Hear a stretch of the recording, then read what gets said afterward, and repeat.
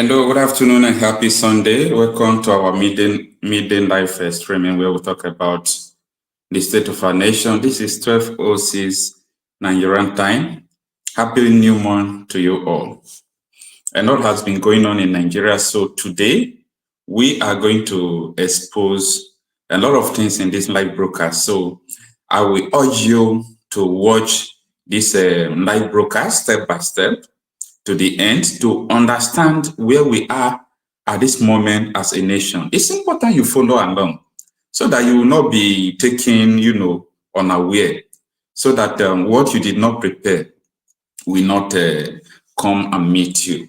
So first of all, I really want to, break a news that is happening at this moment, that there are some military men who are killing Nigerian police, especially policemen who are in the intelligence squads, who understand that, look at the terrorist, activities that is about to happen and so on and so forth. Now, soldiers are killing them. And some persons reported that these soldiers that are killing them are repentant Boko Haram members. We have a lot of things to discuss in this video and a lot of exposition to tell you why there should be urgent constitutional disconstruction of Nigeria, where everyone will go in their separate ways. So stay with me. We have a lot to discuss in this live broadcast, and believe me, you will not regret watching it.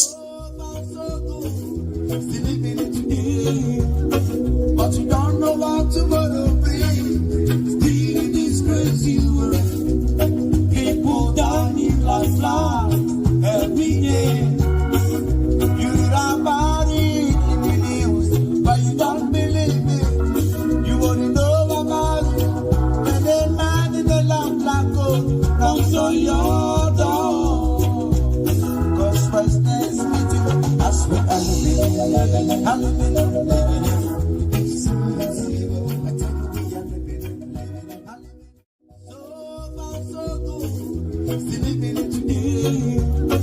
But you don't know what tomorrow brings. Still this crazy world. People dying like flies every day. You read about it in the news, but you don't believe it. You wouldn't know about it. And then man in the lamp like gold knocks on your door. So happy Sunday once more. Now let us dive into what is going on straight. There are a lot of things we have to discuss in this video.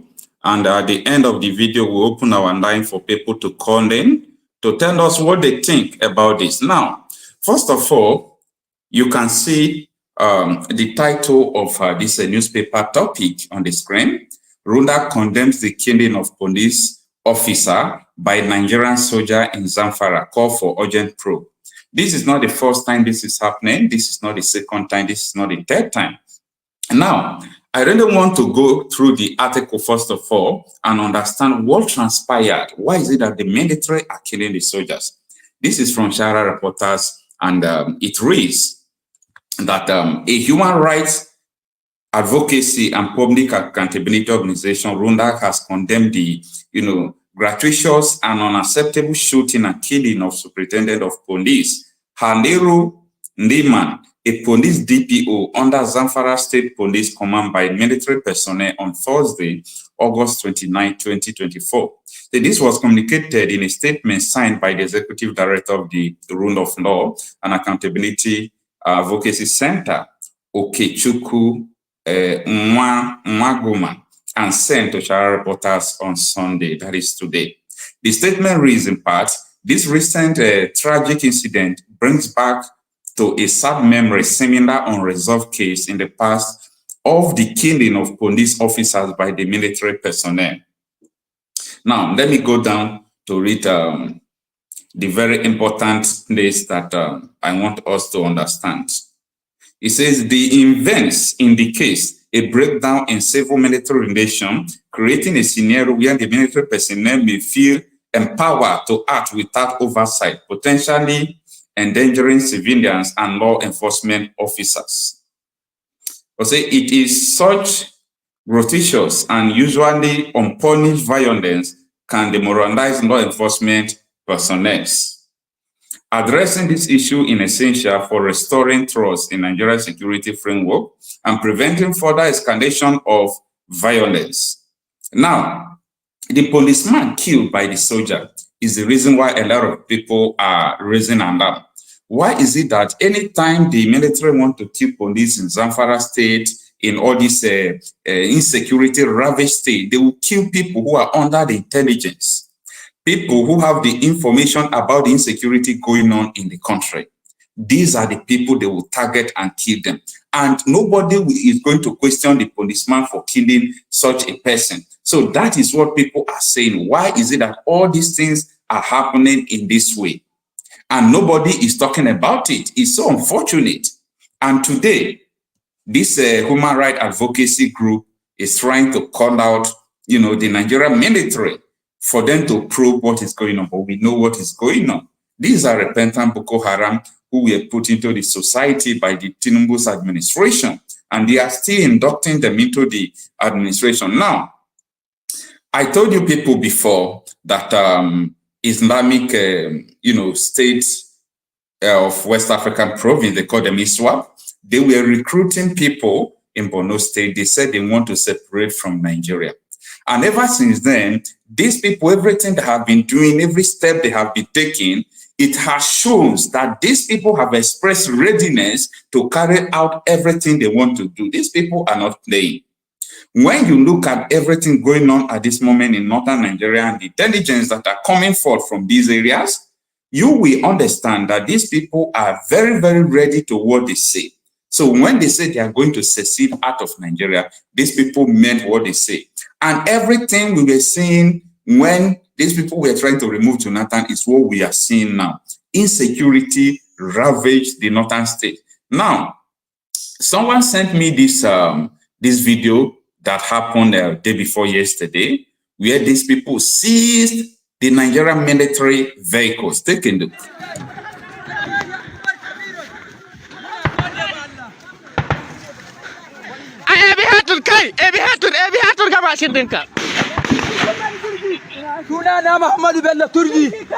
These are not Nigerian military that you know.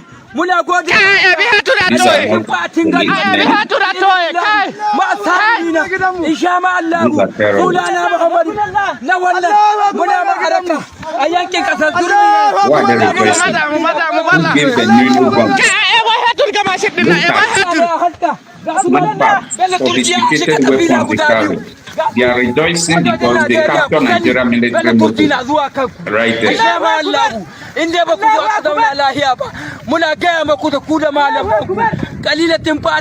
capturing motives for them to carry out what they want to do. And what pains me most is that why the Nigerian government sent all the whole military to the southeast, little people in the north. This is what they are seeing. Look at the numbers. These people are terrorists. Look at their numbers. Look at what is going on.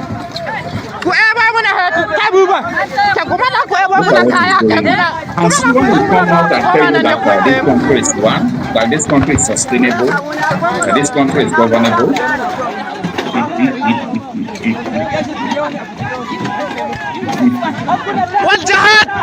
This is just another country. Nigeria is divided already.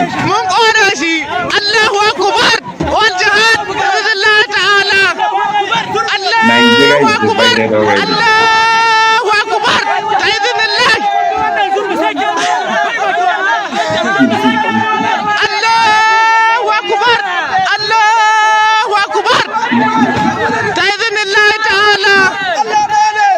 This is what you call your country, right?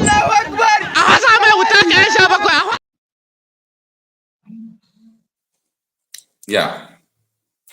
They seized the Nigeria armored car. And what next?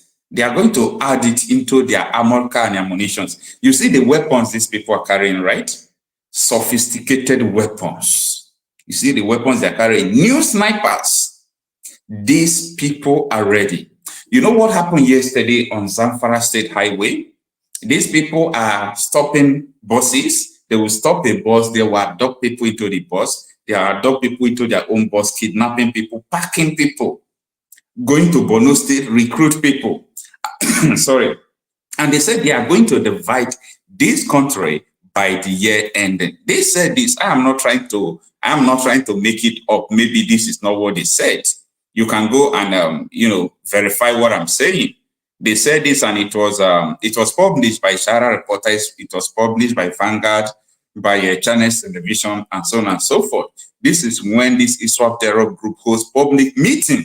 Mark the word, mark the statement. A public meeting with Borno residents to recruit new members. Stresses plan to have a separate Islamic country before the year ends. That is a very big problem. A very, very big problem. Now, in this video, I'm trying to establish a concept. I don't want Nigerians to be angry when they hear people saying this country needs to be divided. I don't want Nigeria to see it as a bad thing when you hear it, when people say this country must be divided, because there is a justification to it. There is a justification to referendum. There is a justification to division, dissolution of this amalgamated entity. There is a justification, or there are justifications to it. Because when you come to look at things sincerely, even you yourself knows that this country can't go on like this. These people, these same people are collecting taxes. These same people, I'm telling you, they are collecting taxes from people, taxes that the federal government are not collecting. So how many government do we have in Nigeria? How many government? These people are doing everything, havoc, constituting nuisance from around the country, and nobody, I mean nobody is questioning. Nobody is even talking about everything that is going on from around the country. Yesterday, I was showing you what was going on in Benue State. It is the same people like this, that are constituting this nuisance. They go to villages, they render to those villages, they sack people there, they do everything they can do. I am asking this question, are we still a country? If we are still a country, why do we allow such a thing, something like this to go on? Why should we allow something like this to go on? So I am trying to establish this fact that people should not be angry when people are telling you that this country is due for separation, this country is due for dissolution. Don't tell me that politicians don't know about this. The politicians are aware of everything that is going on, but the question you should be asking yourself is that, what is the motive why the politicians don't want to respond to all these insecurity challenges going on? Why? That is the question you're supposed to be asking. They know what is going on. They know why they are keeping quiet. Like Tinubu said, if he fights insecurity, he will be eliminated. How can a president say such a thing? For you to know that there is a power that be, there is an agenda, and the agenda is, they really mean what they are doing. But unfortunately, so many Nigerians will come out to blindly argue. They will blindly argue about everything. If you are doing something, you have a purpose. If you see like IPOB agitation, they have a purpose. They want their own country. Ask these people, why are they agitating? They say they want Islamic states. In other words, they want their own country. And this thing has been going on time without number, and people think that, oh, this thing is just going to go like this. Anyway, before I will open line for people to call in, I want us to listen to Dr. Onise Agbakoba, Senior Advocate of Nigeria. Onise Agbakoba talks about why Nigeria should be one. He says some people are confusing themselves by thinking or presuming that Nigeria wants to be one. Do you think every Nigerian wants to remain in this entity, in this suffering, this kidnapping, this poverty, inflation, and everything? You think people want to remain, in this contraption? Anyway, before we open my line for calls, let us listen to what Dr. Onise Agbakoba is saying. The first question is, just like I have a wife, do I want to be married? Question number one. So, in Nigeria, do we want to be one? It's an assumption that we want to be. It's a terribly big and wrong assumption. Because when I went to Croatia, Croatia was part of the 6 countries that formed Yugoslavia. Right now they're doing very well. Macedonia is doing very well. Slovenia is doing very well. Slovakia is doing very well. So nothing says that we must be one country. Nothing. It's not sacrosanct that we must be one country. If in being one country you have all the killings you have in Jos, in Abuja, everywhere, what's the point being one country? This man has a message that every Nigerian is supposed to listen to. In case you don't know him, his name is Agbakoba. He's a very good friend to Bola Tinubu. And this man is speaking the truth about the condition and situation of Nigeria. If you really want to understand this message well, you have to remove tribalism, remove religion and sentiments from your heart. And you will get the deep message that this man has been passing right from the time. Governance is about a foundation. A country that has been struggling with a foundation for 23 years cannot be a serious country. And there has to be a need for some speed. So the 10th Assembly must immediately address this problem of continuous talking about Nigeria. Remember what Bola Ige said about the survival of Nigeria, and it rings, because I was there that day, it still rings in my head, that in a situation of a political arrangement such as Nigeria's, the first question is, just like I have a wife, do I want to be married? Question number one. So in Nigeria, do we want to be one? It's an assumption that we want to be. It's a terribly big and wrong assumption, because when I went to Croatia, Croatia was part of the 6 countries that formed Yugoslavia. Right now they're doing very well. Macedonia is doing very well. Slovenia is doing very well. Slovakia is doing very well. So nothing says that we must be one country. Nothing. It's not sacrosanct that we must be one country. If in being one country you have all the killings you have in Jos, in Abuja, everywhere, what's the point being one country? So that's why in looking at President Tinubu's governance program, I would remind him of a structural engineer who says, I can't build this house, I can't build Nigeria on the basis of a weak governance structure. It is the most important and fundamental process if you want a country to grow. So Nigeria's governance structure is very weak. The first is, any nation not at peace, and I always like to use the analogy of marriage. If, for instance, every day you get up and you and your wife are fighting, you cannot have peace, and you cannot think about how to develop. So the first thing we have to do in Nigeria is we have to organize peace. Because if we don't organize peace and security, you can't have good governance. So that is the step number one. And I also made the point at the lecture that to continue to do the same thing with the same result is a mistake. We cannot resolve our problem by military solution. It will not happen. Quote me. If we continue on this path to deploy the military, deploy resources, I don't even know how much has been spent by the military in acquiring armaments. We can't win. And the simple reason is you don't use military solutions for what is called irregular warfare. Where do you find these Boko Haram people or the bandits? So military option will not give Nigeria peace. Rather, what you need is to go back and say, before 1914, who were the owners of Nigeria? When you invite those who were owners of Nigeria, Benin Kingdom in the Guinness Book of Records has the largest man-made structure in the world. The wall they built is bigger than the Chinese wall. People don't know this. So that is an extremely old empire. And the man who sits on that throne, the Oba, controls a humongous amount of political power. Then you count the emirs, you count my own Obi, yet you exclude them from the process of development is a huge error. It's a huge error. So this is what we need to do. We need to bring in all these guys. We need to bring in Ohaneze, Pandef, Arewa, Afenifere. These are the people that will shape Nigeria and give us political peace for for development. So that's the first point on governance, on political governance.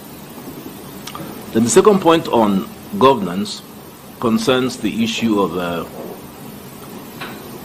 what is the proper constitution that we need to have, because all the constitutions we've had have been imposed, right from the colonial to the military to the one that General Abdulsalam imposed, and then the one the National Assembly is now conducting, you know, and it has taken them 23 years. I think that's a very long time for us to have a constitution that no one even believes and respects.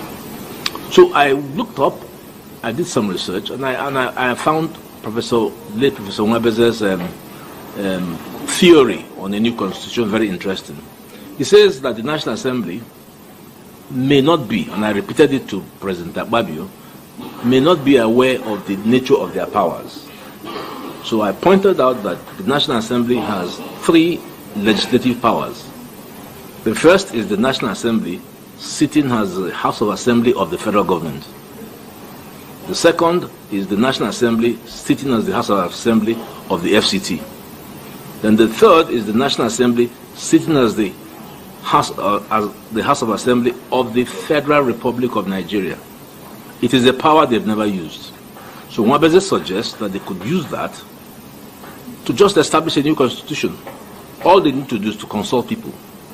The constitution people don't understand is not as sacrosanct as it sounds, because it's an act that attaches the schedule. So Nwabeze suggests just delete the schedule, that's the current constitution, and add a new one. So all these discussions that have been taking place, write up something that is agreeable, send it around Nigeria, and once it's accepted, you go to the National Assembly, invoke the powers of Section 4, subsection 1, and then exchange. This happened when the Republican Constitution was established. The Parliament removed, by deletion, the Independence Constitution, and they put the Republican Constitution in exactly 1 day. Our National Assembly has spent 23 years. Because if you don't have the foundation, you can't go anywhere. So we don't have security. Our political foundation is weak. Our constitutional foundation is weak. 2 vital instruments for development. The judiciary is, as in my 45 years, never been as low as this. Even the Supreme Court, John Okoro, castigated the appeal court for a terrible judgment where they removed virtually everybody in the plateau political system. So we can't grow if we have a weak judiciary. And therefore, the only way to go is to break up this mafia in the Supreme Court. You have to break it up. It's like saying, you know what? No woman in Nigeria shall be entitled to political office. That's what they've done to us in the judiciary. No lawyer is entitled. It's only them. They create a mafia, block us out, and appoint themselves. Incestuous relationship. So they can't be their best. So I recommended to the National Assembly to understand the difference between administration of justice. That's why judges take note and write. Versus judicial administration. In respect of judicial administration, the National Assembly can intervene. All right. That was Dr. Ebuka Obi. He's a senior advocate of Nigeria. Now, you know why I'm trying to play these videos for you? Is because I want to establish the fact that the people who you think that they are your leaders knows the problem of Nigeria. They know that this entity won't work. It won't work in this structure, and it can never work like this. These people are aware of this fact, but they decided to impoverish the people. They decided to suffer the military, to suffer the police. They are putting repentant Boko Haram members in the police. Right from the time of Buhari, I have been warning about this. I said these people, they have an agenda why they are putting Boko Haram members into the military. And as I speak to you, they are killing the police who are inside the intelligence response squad. So what is going on in the country? Now, ISWAP said that they are going to they are going to, they are going to divide this country by the year ending. Then everyone remains mute as if they don't hear what is going on. And these people in last 3 months, we hear about 100,000 of them came from Benin Republic and enter into Nigeria. Right now, you can see them with sophisticated weapons. You can see them with all sorts of, assorted rifles. You can see how they are jubilating, knocking so many roads and so on and so forth. Something is going wrong. This video I played for you before. This is not an old video. This is what happened recently. Take a watch again.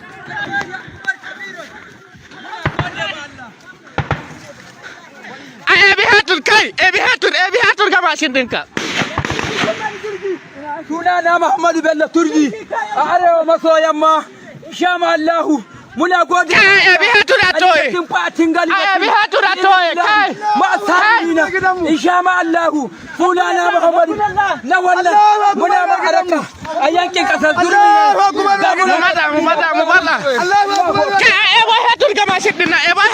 So as I said before, these people are not policemen, they are not soldiers, these are the ASWAT terrorists I was talking about. They told you people that they are coming to divide Nigeria before December. Look at them.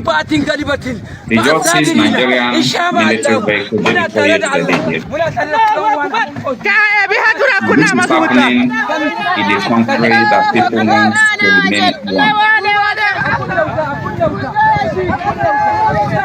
one. People say that the military just delivered the vehicle to people. I don't think so. They overpowered the military, they overpowered the soldiers. You can see the assorted rifles they are carrying.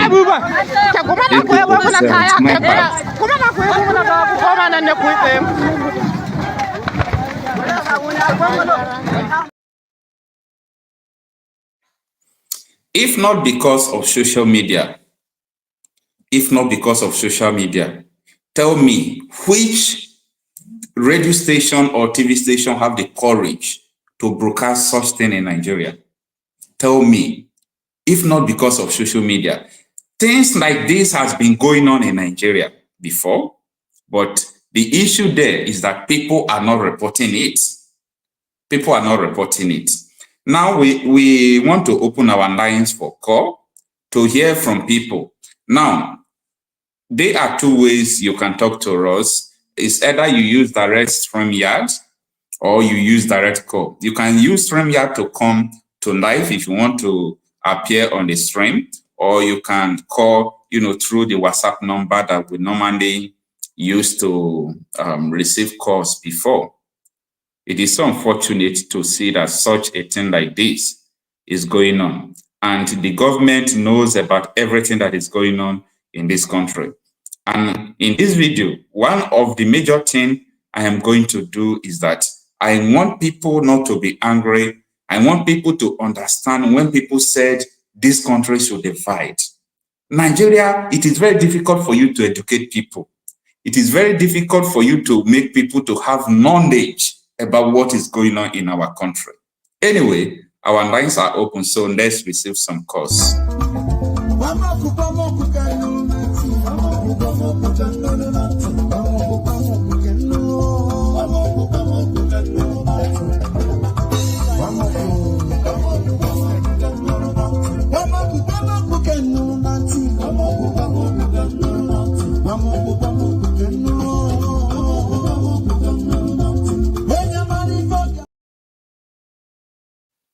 Hello. Yeah, good afternoon, sir. Thanks for joining us. A lot of people have been calling before. Please, if you have been calling before, we'll keep on receiving your calls as this moment onward. So for us to shorten the conversation, please, if you call in, we are going to just stay for 5 minutes because a lot of people are calling so that we'll have time to bring in more people. So, brother, thanks for joining us. Good afternoon, sir. Yeah, good afternoon. How are you, sir? Fine. I never come to my mind when you are mine. I'm so busy. So but today I have opportunity to be here. Can you be audible so that we can hear you? Yeah, let me come this way. I think this guy is around. That man in FCT, somebody is around. These are people I'm mentioning. The head of the army is around. Okay. The head of the police is around. Okay. What is going on? Okay. They will not come out. But when people say they want to protest, then they come. They start telling you where your right to stop and see where my right begins. This is their work to go and fish these people out. No. Yeah. They were busy going for innocent citizens on the street, killing them.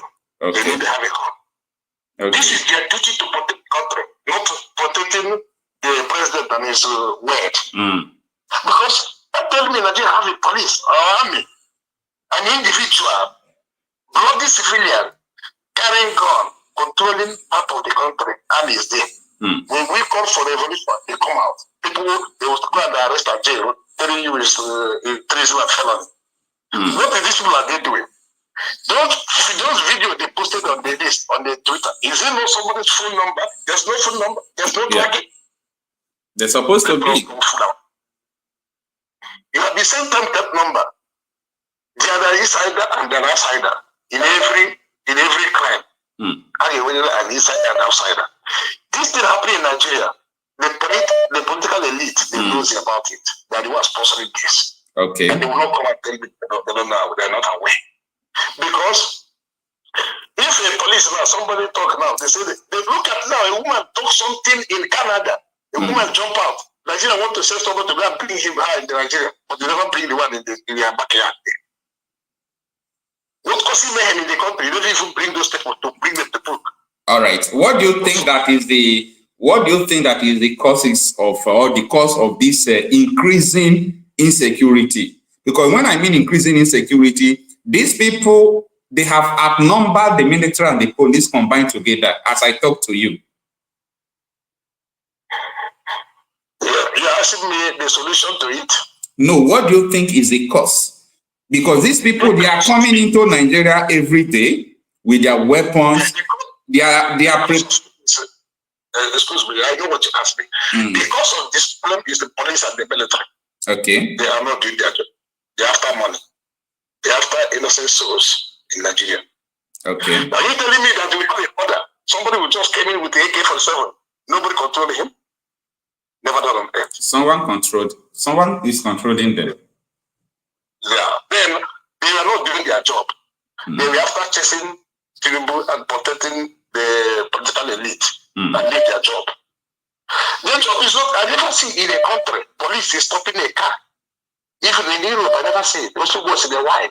Even here in South Africa, only once in a while. Police will be, their job is not to mount a roadblock and stay there. If you ask them, they say they are protecting. Protecting who? Where is not border?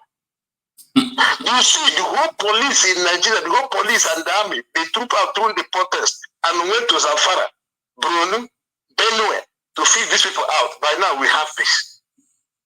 If they can send the police and the army, the way they come out, shooting gun into citizens, they go there, they shoot the gun like that, these people will go away from the country. So the best solution to this country, we're talking about that so-called marriage. That marriage is expired. There's no way you can establish the marriage. The only way out to let us part, everybody go his way. If I also want to kill themselves, let them go ahead. If they want to live in peace, let them live in peace. And that's all. Olomoga, who is talking rubbish, don't see this. Say, edit to Tinubu or spokesperson to Tinubu. He doesn't see it. When there's a problem in the country, instead of facing the problem, they will bring something that has no meaning, bring it to the floor to distract attention. That's incompetent. I never see this type of comment since I was born. The government, your citizen will be killed, the enter plane and go where you want to go. Here I'm staying. When there's a problem, even rainfall. You have exhausted your time. You can summarize it, sir. Okay. In a nutshell, let them make a plan to divide the country, let everybody go parties own way. We cannot manage the marriage anymore. It's expired. All right. Yeah. All right. Thank you so much. So our brother from South Africa is saying that in his own opinion that they should divide the country. So Let us have our mother on the screen. So as I said before, you can also use the StreamYard link to come on the screen. Good afternoon, ma. Can you hear me, man? Yes, I can hear you. Happiness. I'll be happy. All right. Yes, ma'am. I'm happy. Good afternoon, ma'am. Now, Mom, you have seen what is going on, and we know that we have insecurity in Nigeria before. There is no doubt about that. But recently, the way they are trooping into the country with sophisticated weapons, with snipers, seizing the military vehicles, saying that they are going to divide the country by December, and so on and so forth. What do you think that it is the cause of this increasing insecurity? Not that we don't have insecurity. Right from time we have insecurity. But as I speak to you, people who have trooped into the country has outnumbered the police and the military. And everybody just keeping quiet as if nothing is going on. They have come to complete the work they have planned a long time ago. Which work do they plan? That's what they announced now. To divide Nigeria. And it is the Fulanis that wants to bring this division. So that I want to be specific, so that we that have issues with North will know that the problem on ground is going to affect the vulnerable in the North. So they be hiding under North. So we in the South see North. But now they have come to tell us that they are Fulani from Niger, from other places. And they have come to complete the assignment, according to them, of their father, Usman Danfodio. So, Chief Tinubu, I not like you. But I won't tell you one thing now. Instead of your DSS, army, police, to begin to prepare themselves against the next protest that my children are planning, they're going to prepare themselves for North. Because if you don't, now they go drive you come up for power. Period. If you don't. I'm only saying it not because I like you, because you collect my children mandate. I be Mama H.O. My voice and for my children. Whose destiny you people are eating now for all the borrow money that you are borrowing. So, if you don't want what they said that will happen in December to happen, forget my children, let them do their protest. And if you don't want to make them do their protest, they have submitted their demand again. 17. That's solving the plan. But Mommy, the unfortunate thing there is that, you see, these people don't fear all this terrorism because they know that it is soldiers they are going to kill. They are not going to kill politicians. It is policemen they are going to kill. But once you mention protest, it's like you have declared war. You see, that is their assumption. Their assumption is that my children in the army, that you are paying 50,000 to, you think they are the one they will kill. Because those are the ones you push forward. But what they are saying is that they did not just come to kill those ones. They have come to take power from you, Tinubu. That's what they are saying. Make you get them clear. So do the needful. If you people have not focused on protection of the border, this is where you need to do it. And to my children who are in the army, you not be cheeky when they slaughter anyhow. You do not need their 50,000 to survive. Resign. If they do not want to give you the right equipment to fight, resign. Yes, resign. You will still survive. You will survive. Go into the online space. You will get legit job, online space that will give you money. And you will make money in dollar. So don't think if you resign, you cannot take care of yourself. Those are the olden days. That is their fear. There are my sons and daughters that knows there are legit business in the online space. Reach out.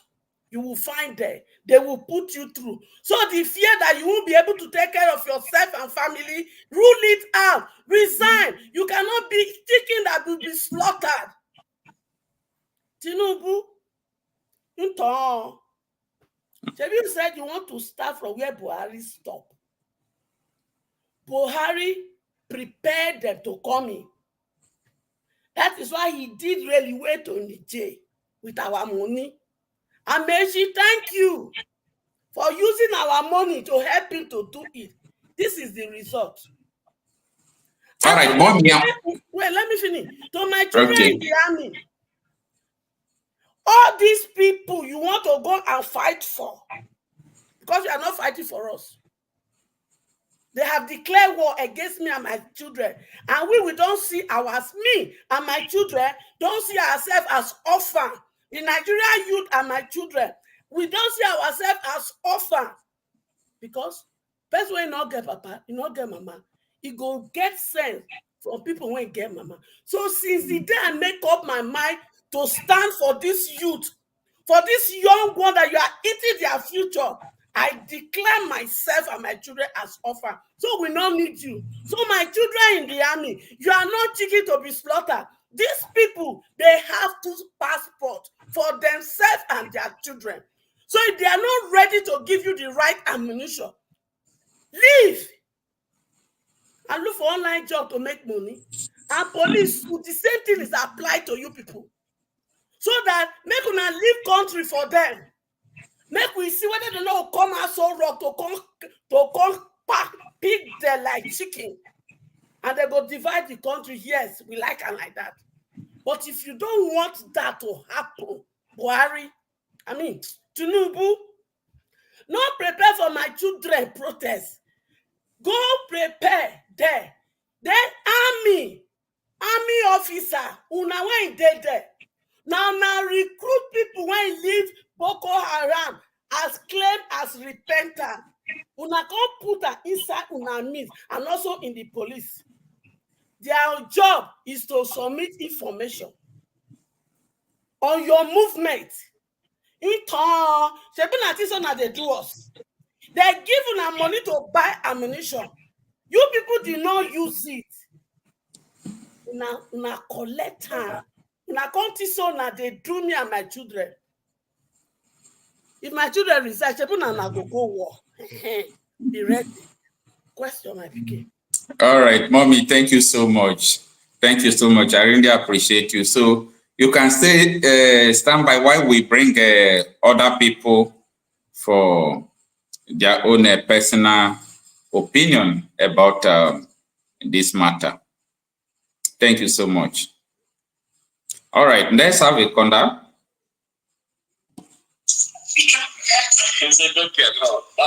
Hello. Hello. She just like to a lot of people. Yeah. Are you there? How are you, my brother? Yeah. Good afternoon, sir. Thanks for joining us. Your name and where you are calling from? Good morning. Though I've been calling for a long time anyway. I'm about to give up. Like, should I stop calling? It look like the phone is busy. Anyway, from what I have been watching from your program. Yeah, it's important you tell us your name and where you are calling from. Okay, I'm calling from New York. All right. Thanks for joining us. First of all, I want to thank you for this program because, this program is actually opening a lot of eyes and, opening a lot of brains as well. You see, I, for one, has never believed in Nigeria. Because, you know, when you are in Nigeria, you will never ever know how other countries function. Why do you not believe in Nigeria right from time? It's important you tell us. Yes, because I read history and I know how Nigeria was formed. Okay. First of all, we are a country of tribalism. Okay. Nigeria is not a nation. You put people with different minds, people with different tradition, people who does not understand themselves. They don't wear the same clothes. They don't eat the same food. They don't look alike. You put them together. You think you're going to have peace? Come on, who does that? You know, it's like you're putting crocodile and a lion together to live in the same pond. There's going to be an attack. There's going to be a war. Everyone is going to defend their kingdom. That's what it is. And this thing has started from. Oh, I read the history very well. Nigeria was amalgamated 2014. It was put together by force because the people who put Nigeria together, they knew that black people are very stupid because they have their own ulterior motive to take what belongs to the black man right in that sword. But the black people are so foolish not to understand the plan of these people. And it is favoring them because the more you kill yourself in that contraction, in that country, the more they benefit from you. That is it. It's a game. And the black people are not seeing it. And anyone who is believing now that if they protest or anything, that Nigeria will be better, that person is just deceiving himself. The truth of the whole matter is for everyone to just save themselves. Nigeria is becoming a dead zone right now as I'm talking. All right. What do you think is the solution? The solution, let me tell you, my brother, the solution is let everybody go their separate ways. Okay. In what ways can they do it? I'm from Delta State, right? In fact, the word Delta, I don't like to use the word because all these are state creation. All these are federal creation. They create you. I have to be who I am as an Igbo man. I'm an Igbo man. I don't hide my tribe. You understand? In what ways do you think? I want you to answer my question. In what ways do you think that this division you said it is the best, and so many people also believe it is the best? Why some people believe, working out the Nigeria system is the best? But in this, your own opinion, how do you think is the best way to divide the country? Okay, the best way to divide the country, if there's going to, kind of through referendum, understand me? Let the federal government introduce referendum. Let them, amend the constitution that brings to referendum so that everyone who don't want to be in that country will decide to say, okay, we are done. The marriage did not work. All right. We are going our separate ways through referendum. Through peaceful way, because like me, I do not support, killing and violence, war and all that. All right. You understand? I just want a true. I want to ask you a last question, but this question is very important. So I will give you time to respond to it, even though we have exhausted our time. So the question I want to ask you now is, you see, most of people who are agitating, they don't like to do election. They don't like to involve themselves in government. And that is delaying the referendum.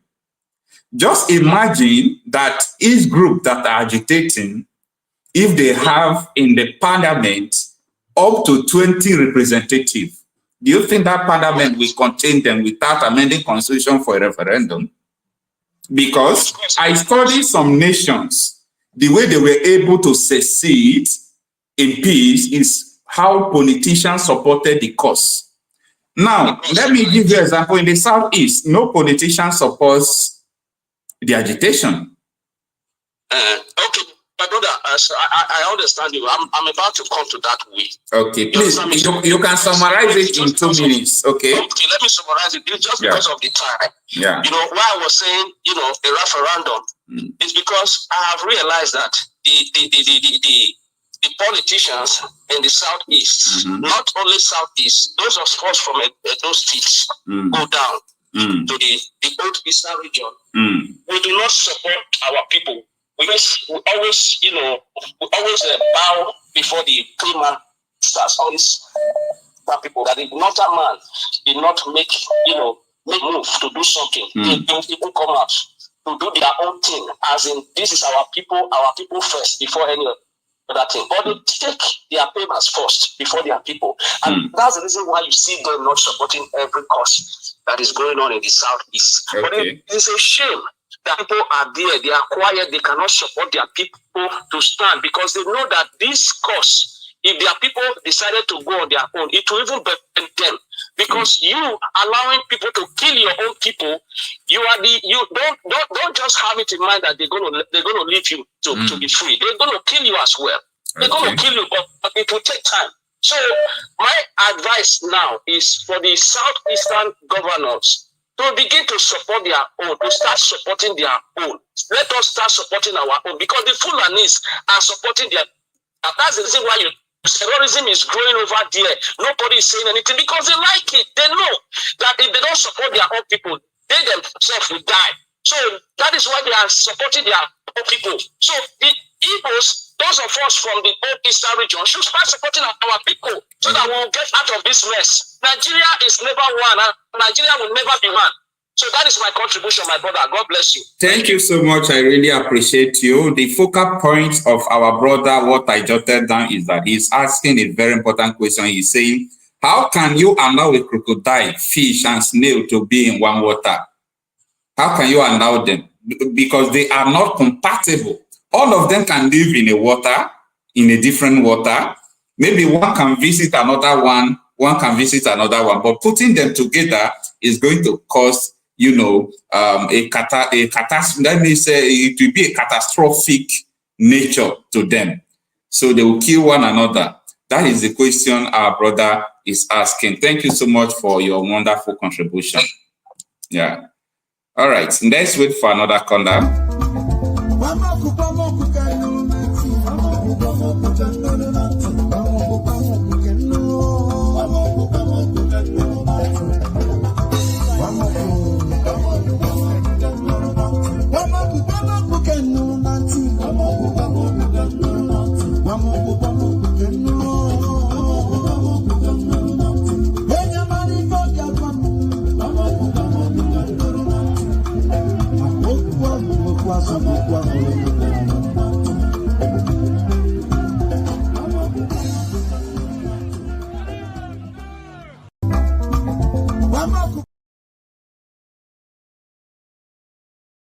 All right, let's have this corner. After that, Mommy, I would like you to react to some questions that this last corner asked, but not now. Let's have this corner first.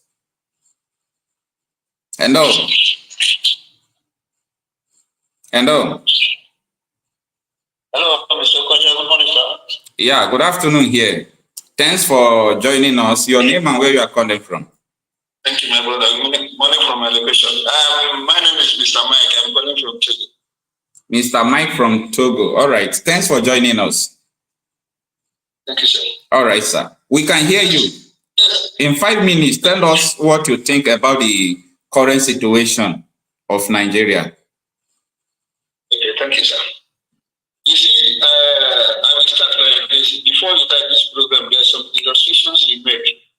Okay. You that if Nigerian government are not seeing all these people, and if it's not on social media, we cannot share this. Okay. I wrote that comment. Okay. And I want to start on it.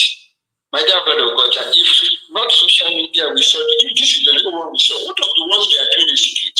They did not bring out to social media. They did not bring out to social media. You don't know that one. Can you imagine how a crowd like that can be dominated in a city, in a village? Federal government cannot see them. But they are really interested on stop their car, give me a food, do this. The kind battalion sent to Southeast. I don't know what they're doing in Southeast. Is it how Nigeria will be one? Is it how Nigeria will be one? And you saw, I'm sorry to say this, you saw what happened in Okoma community, where some element killed the Nigerian soldiers and they ran away. Soldiers came, they faced the community and raised the community down. Yes, that is very going direct now. Okay. Look at the one that happens in Aba. Look at the one that happens in Aba. Federal government ordered to go and flush them.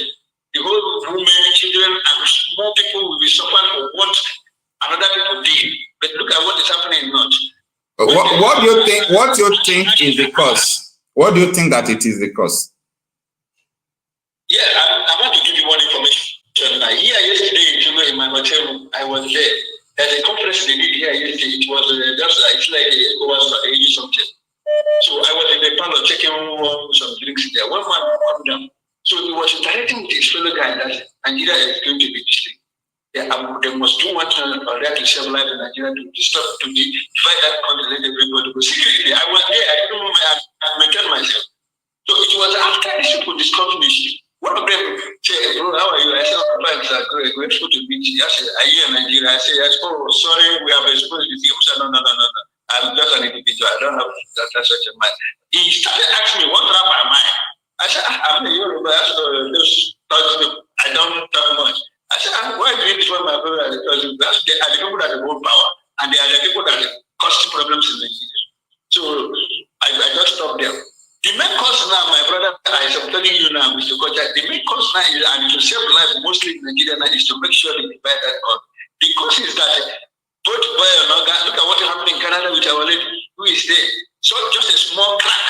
The whole federal government was boiling up, but sending letters, sending things. But what has happened with a whole speaker to the president, by Ononoka, Olomo, the president's wife, nobody talks anything about it. The man that threatened me, how many times have they given me quick notice in Lagos? In March. Nobody writes letter against it. But this is just a small crack our lady did in Canada. They are walking up, they are writing up, showing themselves that they are learned. They don't have to contact the diplomats and the embassies.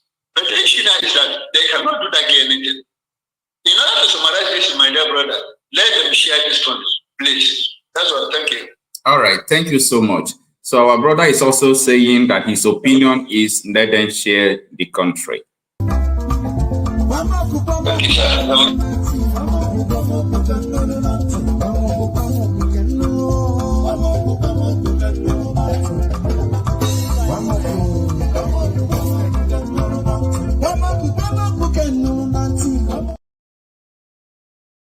All right.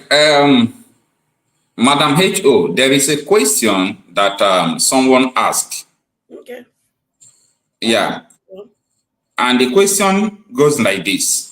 The person is asking that if we continue to do protests, do you think that this protest is going to work? Or are we doing the protest just for us to make sure we have our own freedom while fighting for referendum, something like that? You see,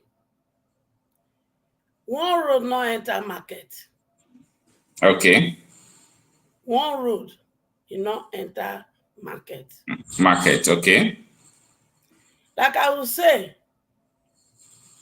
some of my children, they believe in Sowore method, which is protest, revolution. Another group believe in Obi method. Yes. And another one, they follow Jagaba. So now this three group of children now get. So while we wait for 2027 through Obi method, those when he believe on Sowore, through revolution, through protest, I will say let them go.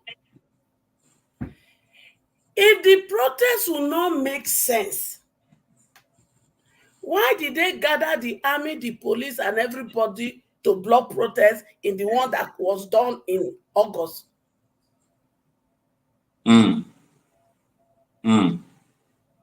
So to those who think protest will not achieve anything, if the thing will not achieve anything, why did they roll out the army, the police, the DSS? It is only during that period I know that DSS can figure out the tailor in the north that was going, that was printing T-shirt They were able to locate him.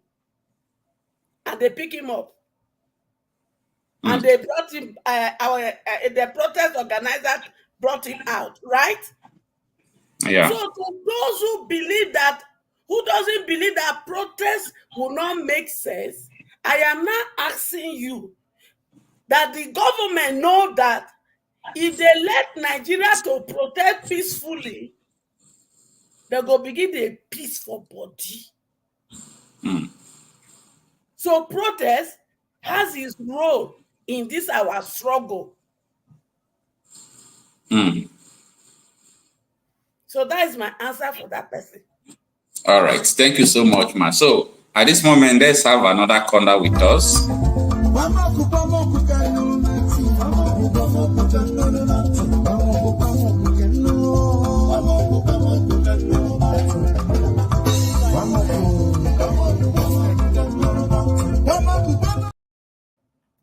Yeah, good afternoon, sir, and happy Sunday. Good afternoon. Thanks for joining us. Yeah, thank you. All right, please tell the viewers your name and where you are calling from. This is Ben again. As usual, I'm calling from USA. All right, thanks for joining us. I think you have been with us from the beginning of the program, right? Yes. So you already know what we are talking, so no need of introducing or reintroducing the topic. So you can go ahead and tell us what you think about this, pathetic situation. My brother, let me start from saying that Nigerians should understand the fact that it is gone. All right. Okay. The military, why they don't ask themselves a very big question? Why is it that it is very easy for the terrorists to just take military vehicle, armored tanks, without gunshot on those armored tanks? All right? Okay.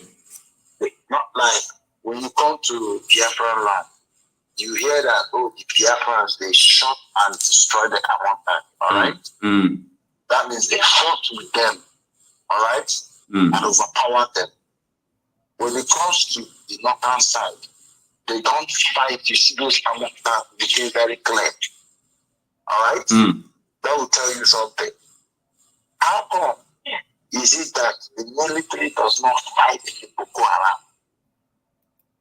They don't even try to fight them. They just go there, leave arms. The next thing you see the Boko Haram rejoicing.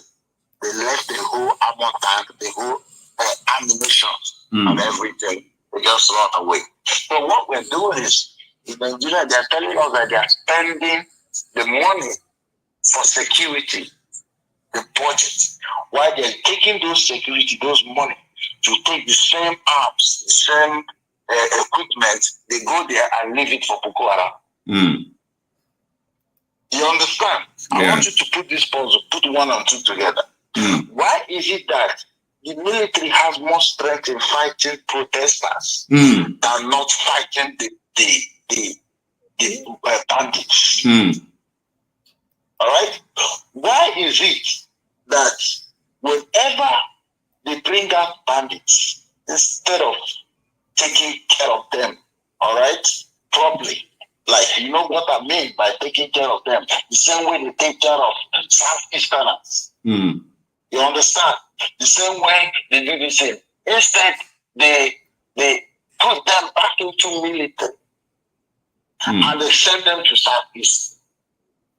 These are people who doesn't know rules of engagement. They tell you they are forgiven Boko Haram. How many times have you heard of forgiving IPOP? How many times have we heard of forgiving the ones agitating for Oduduwa nation? All right? But you can easily hear forgiving a repented Boko Haram. They incorporate them into the army. You understand? This is their brother. So it is just obvious that this country is already divided. Now, how how can they fight insecurity when they are the ones, they are leaders? Look at the chain of command, all right? Your brother is the senator. Your brother is the head of military. Your brother is in so place, okay? Okay, that's one. You come that again. Your brother is the military. Okay. All right? Your brother is the one, security. Now, how can those people do when they see their brother being terrorists? What's going to happen? They're going to protect themselves, their brothers. They won't let them get unalive. Why? Because this is their family. You understand? So, my brother, Nigeria is gone. If I see any South person talking about Nigeria, I laugh at them. Because for a long time, Southeasterners, the Igbos have understood that that country is gone completely.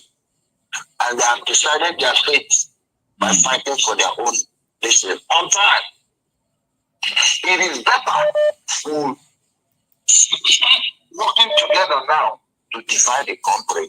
Not the ones that don't want it, because from the northern side, they gave room for this to happen. From the first place. You understand? Yeah. We did not give room for Fulani to come in and start killing us from the beginning. No, we started shouting. But these people used religion, first of all, and allowed these people to interpret their land. And these people already have bad agendas. And then, before you know, they started analyzing the innocent ones to achieve their agenda. And their goal is not even there. Their goal is to take the whole entire nation.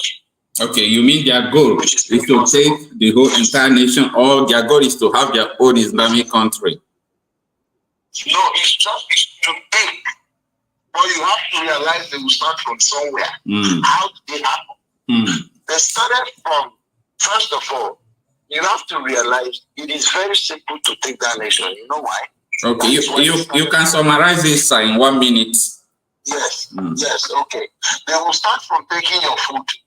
When they take your food, that's the farmland. Yeah. You understand? They make people hungry. You understand? Ask yourself, why is it that guy in Lagos? Why is it that in Southeast? Why is it that everywhere? If their mission is only just to take the northern state, they will focus on just that northern state, but they're everywhere. They're only starting their mission from somewhere. So Nigerians be aware. You understand? Wake up. And I want to say something. We shouldn't forget about canvassing for Nnamdi Kanu's release. Yeah. As long as we do this, it's like he's dying low. We should always canvass, because these are the men that started canvassing that I saw yesterday. Started talking about it. Thank you. That's where I want to stop for now. All right. Thank you so much. Thank you so much. Thank you so much. I really appreciate it. So, one of the questions our brother asks is that why is it possible for them to hijack armored vehicles of the soldiers without shooting the armored vehicle? So there seems to be, complicity in that process of acquiring it.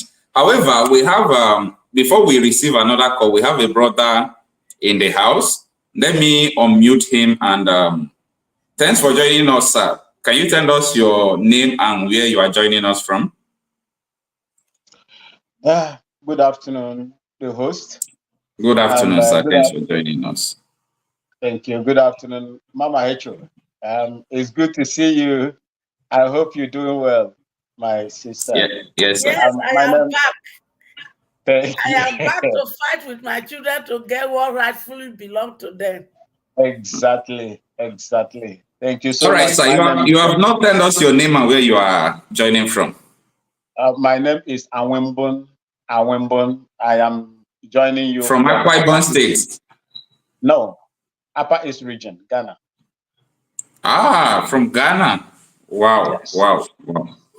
All right. Thanks for joining us. Thank you so much. Are you partly Nigerian or you are totally Ghanaian? My mom is from Abia State and my dad is from Upper East Region, the Kusasi tribe. Okay. Yes. All right. You have been with us from the beginning of the program. Can you tell us what your own concept about the issue of insecurity and hijacking of state, you know, overpowering the military architecture in the country. Can you tell us your concept or what you perceive that is happening? You see, okay. Can you hear me? Yeah, we can hear you. Go on, go on. Can you hear me? Yeah, go on. We can hear you. Okay. It's like the network is blinking here, though. But let me see if you can hear me. Glory be to God. You see, my brother Okocha, the insecurity you see happening in Nigeria is artificial insecurity. Artificial insecurity. It is an artificial insecurity. It is an okay. Yeah, that is what is happening in Nigeria. Because if it is not, I ask people questions several. While we were there during the military era, why was it not possible for these people to recruit and begin to wreak this havoc that they are wreaking now all parts of Nigeria? Why? The only thing you heard when we were in the military was things like Zanga Zanga, Metasine, and the rest of them. That was what we heard at that time. There was nothing like this terrorist group, you know, coming out to even stand the powers of the Nigerian conventional military to take over what? The accoutrements of the Nigerian state. Okay.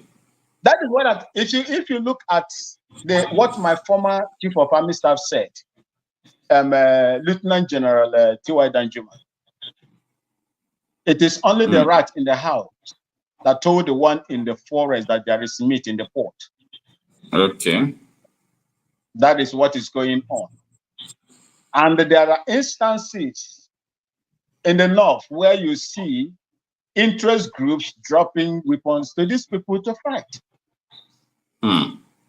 If you look at what is happening today, I had a friend in a place that is it Yosu or somewhere very close to Kenji in Niger State.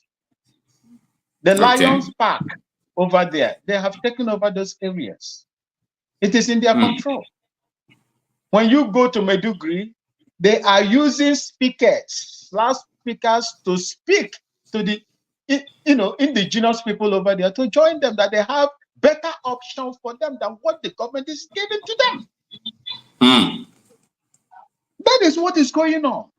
They are controlling some parts, but the Nigerian media is not telling you. They will not tell you because they know the implication when they open up and begin to say this. How do you want to challenge a man that is equipped with assault automatic rifle? How? Are you going to challenge them with hands, with empty hands, protesting, carrying placard? How are you going to do that? The referendum you are talking about, Okocha, how do you believe that these people that are benefiting from this criminal status quo will allow you to put up a bill that is going to guarantee referendum in the National Assembly? Do you think that they will do that? They are busy passing bill to, is it bill for running costs to be paying to, hey, my goodness, to pay them a running cost for what? Running cost for what? What are you running costing? A legislator, a lawmaker is deliberating on how they are going to pay them a running cost, where you have hazard allowance, furniture allowance, wardrobe allowance, pen name them. They have collected everything. You still want to collect more. How do you want such people to put up a bill that is going to enhance a referendum? They will not do it.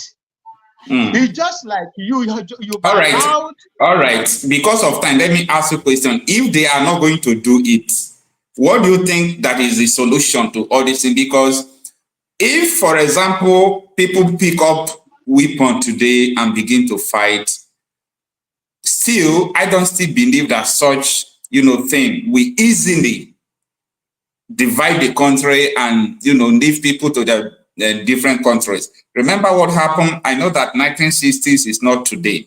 During Nigerian Biafran War, I know that we are in a modern era. But what do you think that is the urgent solution to this? You can unmute yourself. All right. Yeah. The issue of Nigeria lies in the hands of the Nigerian people. Okay. It lies on the hands of the Nigerian people. And it is evidently proven that when you protest, nobody is going to listen to you. Rather, they will buy you. Protest is out of the way. It is also proven that your voter's card has no power anymore.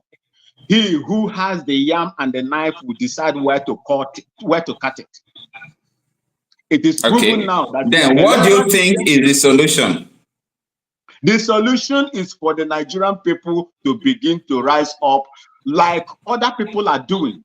No, do the one nation. The Biafran if they rise up, for example, Nigerian people now rise up and said, we are going to, hit the streets. I know that they are going to kill them, right? But I think it's because everyone have not made up their mind that today is today. Let it be dead or alive, you understand?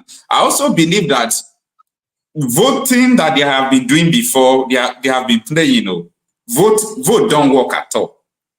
I believe what you said. But if the people comes together and said, you see these votes, we are not voting, it's a revolution. If you read the election, even the election will not live where he's calling vote. What do you think that will happen when the people arise in that way? Wait, let me say something. Please, my brother, let me say something. We are wrong, totally wrong, to believe that protest will not achieve anything. And we're also wrong, totally wrong, that vote will not achieve anything.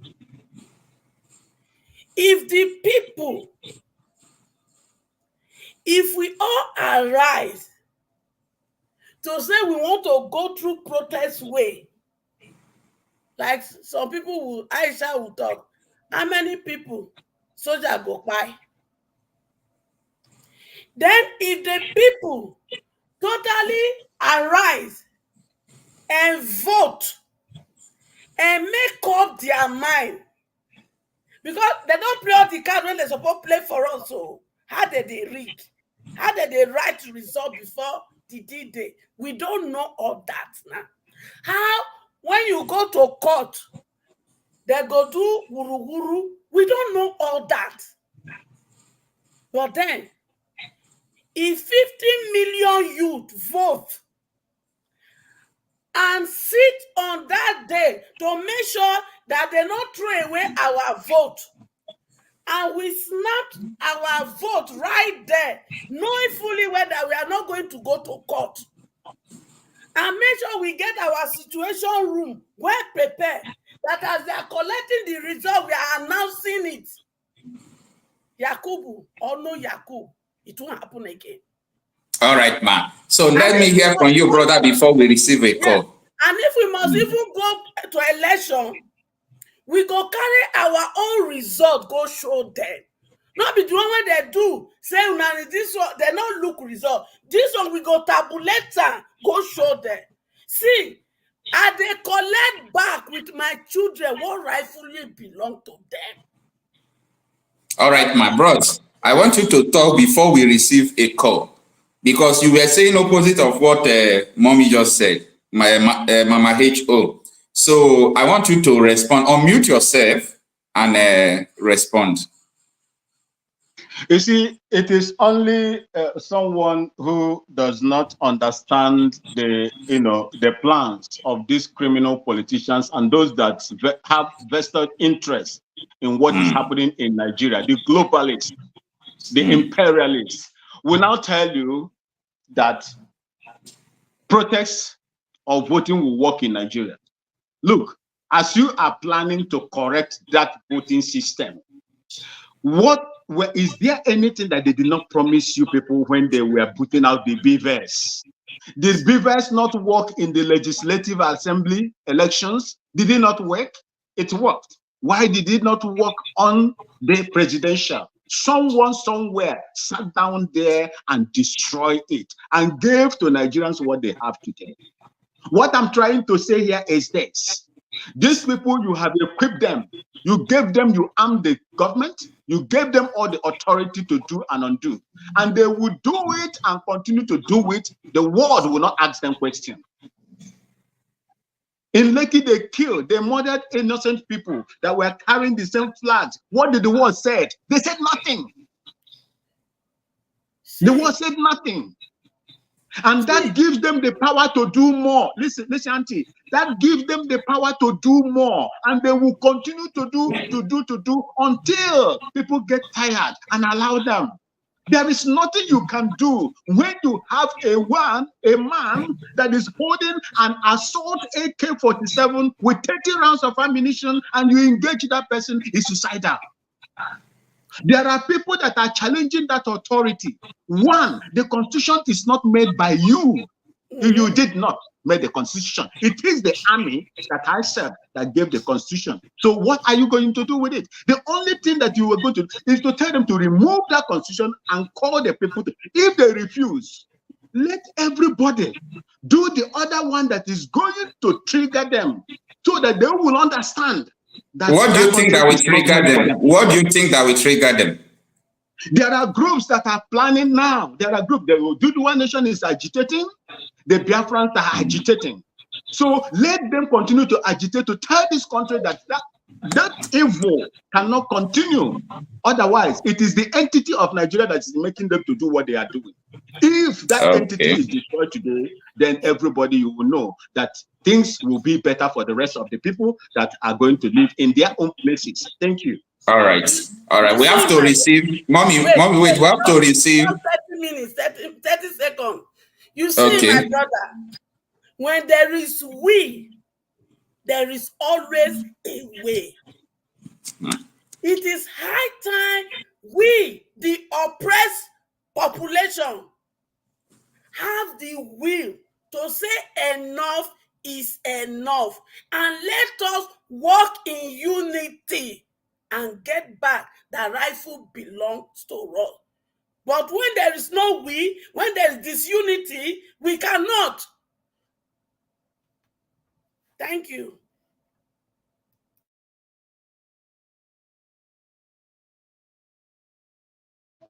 You are muted. You are muted, Okocha. You are muted. We can't hear you. Oh, thank you so much. I forgot that I was muted. So what I was saying is that, you see, what two of you are saying is just needing to one direction. Just that you people are saying that we can channel it through different means. So let us bring a corner on and let us hear from him. Hello, good afternoon, sir. Yeah, good evening from here, Mr. Okocha. All right, thanks for joining us. Your name and where you are calling from? My name is James. I'm calling from South Korea. Okay, James from South Korea. Hi, South Korea. I'm not a Korean, please. I am in South Korea. You are in South Korea, so how is South Korea? Okay, South Korea is a very peaceful place and a very wonderful place to live. Please don't go close to North Korea. Oh. No. We are just taking some ammunition from North Korea. People want to bombard Nigeria. No, I don't know what you are saying. No. All right, thanks for joining us. Let us hear from you. Thank you. Please, Okocha, I just saw one video today from North. Yeah. This insecurity we are talking, Nigeria is fighting. Nigeria is not fighting any insecurity in North. No any insecurity Nigeria is fighting in North. Me, James, I was born in North, grew in North. Okay. All their language, Fulani, Hausa, I can speak very well, very, very, very well. Okay. With the video I saw today, just giving me every understanding. Nigeria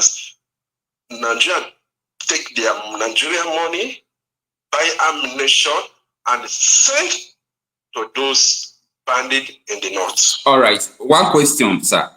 You said you understand Hausa language very well, and the video you saw today that explains everything to you. Can you give us the glimpse of the video? Yeah, tell us more about the video. Wait, I will be speaking in Hausa, and I will be speaking their language, and I will traduce to English. Okay. They give us ammunition. Some people are saying we have to burn that car.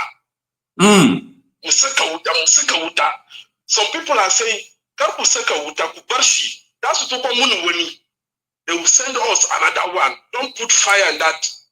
They will send us another one. We already have the ammunitions. That car is ammunitions. I will tell you something, Okocha. We are in television, social media. We are talking, doing all this. Not preparing very serious their warriors. Not preparing very serious their warriors. Very, very serious. They are giving them enough of ammunition that can take Nigeria if they want to take Nigeria, even tomorrow. They are preparing like Gomez said. Gomez is our warriors. We can't touch them. From kidnapper, you will see some people will kidnap. They will ask you, we need ammunition, we don't need money again. What meaning? And Nigeria will give them ammunition. And they will still kill the same people. All right, brother. Sometimes, brother, yeah. I will not let you go. There are some things I want to understand here. Please stay with me while I play the video so that you can get some words for us. I really want to know the details of everything they said in this video. Okay, just stay with me. No problem. Okay.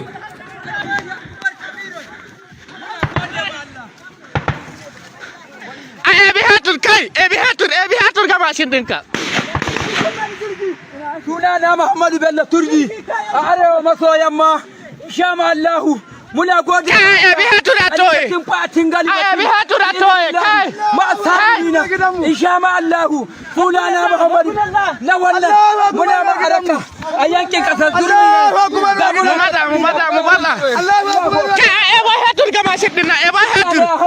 ga Bello Turji a shi katafila guda biyu ga su wajen Najeriya ku sani Bello Turji na zuwa kanku insha Allah in dai ba ku zo ku zauna lahiya ba muna gaya maku da ku da malamanku kalilatin fatin galibatin ma asabirina insha Allah muna tare da Allah muna tare da Allah ka bi hadura kunna masu wuta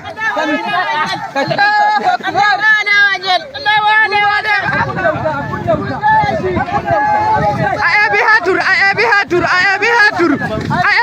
ko ebo hatur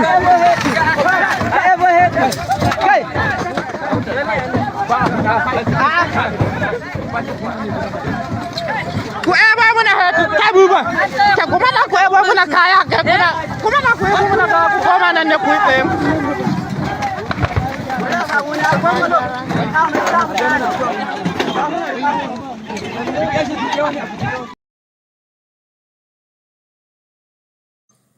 Okay, sir, I decided to stop here because the other one you said is what they said at the end. Now, from the beginning to here, what do they say?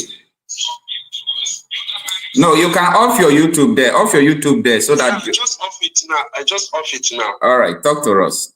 Yeah, my brother is saying, you want to talk something? You want to ask me something? No, I said from the beginning to the middle. Where I stop now. That is where I want you to explain. From the beginning, yeah. The beginning, they are saying this is Nigeria Army car. We catch up it. This is Nigeria Army car. We capture it. Allah Akbar, Allah Akbar. We thank God. We thank God. We thank God. Now we have to take all the ammunition inside. This is how they are. The first say, "This is my name." Abubakar, so things. Allah Akbar, Allah Akbar. This is Nigeria Army tag. We already captured it. Nigeria Army tag. But all this is games to me. Okay. To me, all this is game. Okay. They can't video like this to say, okay, now we thank God for Nigeria give us. And no, they will say something. Who is that army car? Where are those people there? They are shooting up video, but they are not showing you how they are killing some people, the army inside the cars, how all those army, how they are running. We don't saw it in that video. Okay, 1 minute, sir. Pause there. Our brother Isla, you want to ask a question? No, you see, I also understand Hausa. You see, okay. They said, Sunana, is it Sunana Abubakar Turugi? That is the one that was released. That's the one that was Sunana Abubakar Turugi. So that I am this particular person that we have come and we have captured the Kayan Sojoji Mutani. That is the lorries, those things that they have captured it. So they should go ahead, and they started, doing the praising God, Allahu Akbar, Allahu Akbar, Allah, Munkama Su, Munkama, Mutani, Sojoji Nan Nigeria, the coming Su, the Kayan Su, Uchire, Abundene, a chicken lorry, Akoneshi, remove all the bullets inside the vehicle and bend the vehicle. And bend the vehicle. So that is what they are saying there. In fact, to tell you, if these people will capture that APC, those armored personal carriers belonging to the Nigerian army, where are the soldiers? Where are the soldiers? Thank you. And if you look, that is what our brother from South Korea is also asking. Where are the soldiers? They did not shoot the vehicle. No casualties, nothing. You know, Okocha, you see, I have happened to fall into ambush before. Okay? I have experienced ambush before. Were you a member of Nigerian military to experience ambush? What kind of ambush did you experience? Yeah, that was when I was in Ekpa in Liberia. You went to Ekpa in Liberia on what capacity? As a soldier. Were you a Nigerian soldier? Yes, I served there. How many years did you serve a Nigerian soldier? 18 years. 18 years. I was in Liberia from 1994 to 1998. Yes. Tell us your experience about Nigerian soldier and the government and insecurity. Just in a few minutes so that our brother from South Korea will conclude. Come again? Yeah, I say tell us your experience in Nigerian army in 18 years, just in a few minutes before our brother from South Korea will conclude. Yes, it was that time the standard was heavy, it was strong. The standard was okay. Yes, I will tell you here that there are quite a lot of things that happened. The standard of the Nigerian army at that time was okay. We were respected. The Nigerian army were respected. If it was okay, why do you leave Nigerian army? If it was okay, why do you leave? I have my reasons why I left. Okay. Yeah, I have my. If you can talk. It's your right. It's your right anyway. It's your right to leave Nigerian army or police. But I don't think if it is favoring you, you would leave. No, that one I can't. We can speak about that one in the private, not here. No problem. I respect your privacy. Yeah, you see, so the reason why I'm telling you, there were a lot of anomalies that went on. But if you look at the Nigerian army at that time, it was the respect and the integrity of the Nigeria was strong, and that is why I said in the beginning, why didn't this thing start when the professionalism of the Nigerian army was still intact? Because if you look at, go and check the history of Yugoslavia, when the Nigerian army went to Yugoslavia and fought, over there under the UN, what they call Unprofora. It was very, very good. They were one of the best over there. In Liberia as well, we fought over there until Chancellor was installed, during their inaugurated as the president of Liberia. So we brought peace. Immediately after the inauguration of Charles Gangi Taylor, we left. My own battalion left Liberia, 1990. I spent 3 years, 8 months, roughly 4 years there fighting. You see, so, but when it comes to Nigeria, you cannot solve the same problem you went to Liberia and solve, the same problem you went to Yugoslavia and solve, the same problem you went to Sierra Leone and solve, the same problem you went to Congo to manage. You cannot solve it in your own land. What is going on? If the people that are meant to solve those problems are not, intertwined, are not in bed with insecurity, that is what you should be asking them. If these things continue, you will no longer have a Nigeria that you call your own, because all these places, these people have taken over the whole places. They have taken over the place. They built their what they call terrorist cells. They have their sleeper cells in all these places. If you go and remember, if you remember what late Oboda Amelafia said, do you remember what he said? The man said before he mysteriously died, he said that this Fulani, that time they were calling them bandits. They told them that they are taking over gradually. They will take over the forest, and when they finish the buying system in the villages, then they will now come to town. That is exactly what is happening today. These people that have the capacity to down aircraft, Nigerian military aircraft, how many times? Is that the people that you want to still be praying while they are preparing themselves in the forest? You want to use demonstration and protest and use PVC? I wish you well. All right. Before Mommy will come in, let us give our brother from South Korea to finish up what he was saying. Yeah, Mr. Okocha. Yeah, I'm with you. Right on. Like I'm saying from the beginning, Nigeria is not fighting any north or two.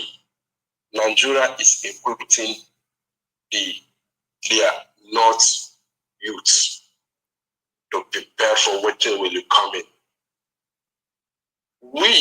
Anything I have to say, we have to stand in one voice, talk in one voice. We South and Southeast. Because when the time will come, this is from Akwa Ibom, you are from Umahia, you are from Abia State, all you people are the same place. Yeah. Don't know, you are from Akwa Ibom, you are from Port Harcourt, you are from River, you are from Abia State, you are from Onitsha, you are not, yes. Not that one. You are right. Someone told me yesterday that Akpabio is my brother. Don't know that one. Not everything people are south. People are south, is that south. This would not know. When the time will reach, it's time to us to stand speaking in one voice. If to divide Nigeria, like I will greet my mother first. Mommy, Asho, Dalo in our side. I think she's hearing me. Yeah, she's hearing you. Can hear me? Yeah, she can hear you, and she's breaking you back. Because I will talk to her later when I finish. It's time to us to see if we are fighting for something, because of everyone, even the child I put in bed yesterday, no, Nigeria cannot work. Nigeria cannot work. It's all right. Thank you. No one will come in that seat will do something. All controlled by North. All controlling by North. And nothing else. They don't know anything about this. I have big house, I have car. They don't know all this. They need only Kunu. Kunu, their milk, their cows. When I'm going to school, this is why I can't even speak English very well, because I was student in North. I grew in North. Eastern village North. When they are teaching us English, you will see people will come chase everyone outside. Only Arab will learn. Only Arab. It's all right, sir. Thank you so much for your time. Please, it's time to us to come together. Mama, you say you are back to fight with your children. Yes, sir. I think you are really back to fight for your children. Please find that freedom fighter who know is serious, join him. Don't fight him. You know what I am talking about, because I'm always see all your programs. Don't fight him. Who? It's time to also stand one. Who you think are the finance and Ekpa? You know what I am talking. You do everything to Peter Obi to win election. We are telling you Peter Obi cannot go anywhere. Wait, you see, like I said, you fight in all platforms. You fight in all platforms. See, my dear, you know, during election, I said one thing, and I still say it. If we want total freedom, na Sowore. If we want partial freedom, na Obi. If we don't want freedom at all, APC and PDP, and now we don't get APC. And like I also said this morning, I stepped back after the election because what I was hearing is hopelessness situation. And when you listen, people are not talking solution. And when I now realized that, and I asked questions, is there no way out? And I realized that everybody are making, just saying all this. It breaks me down. So I had to step out and begin to analyze. When I got my healing, because it gave me depression, yes. Because I was looking at my children who we have left hopelessness for. Do you know when you hear as a mother that your daughters in Lagos there and some Arab country, they went to do a Olosho and they had been given 2 options for Arab man to put poo-poo for their mouth or for dog to sleep with them. I hear all this. And I see my children still going through that Sahara desert. And I can't even say my children are now being taken to Burkina Faso for Olosho. How do you expect me to feel? And we are throwing our hands in the winds to say there's no way out in Nigeria.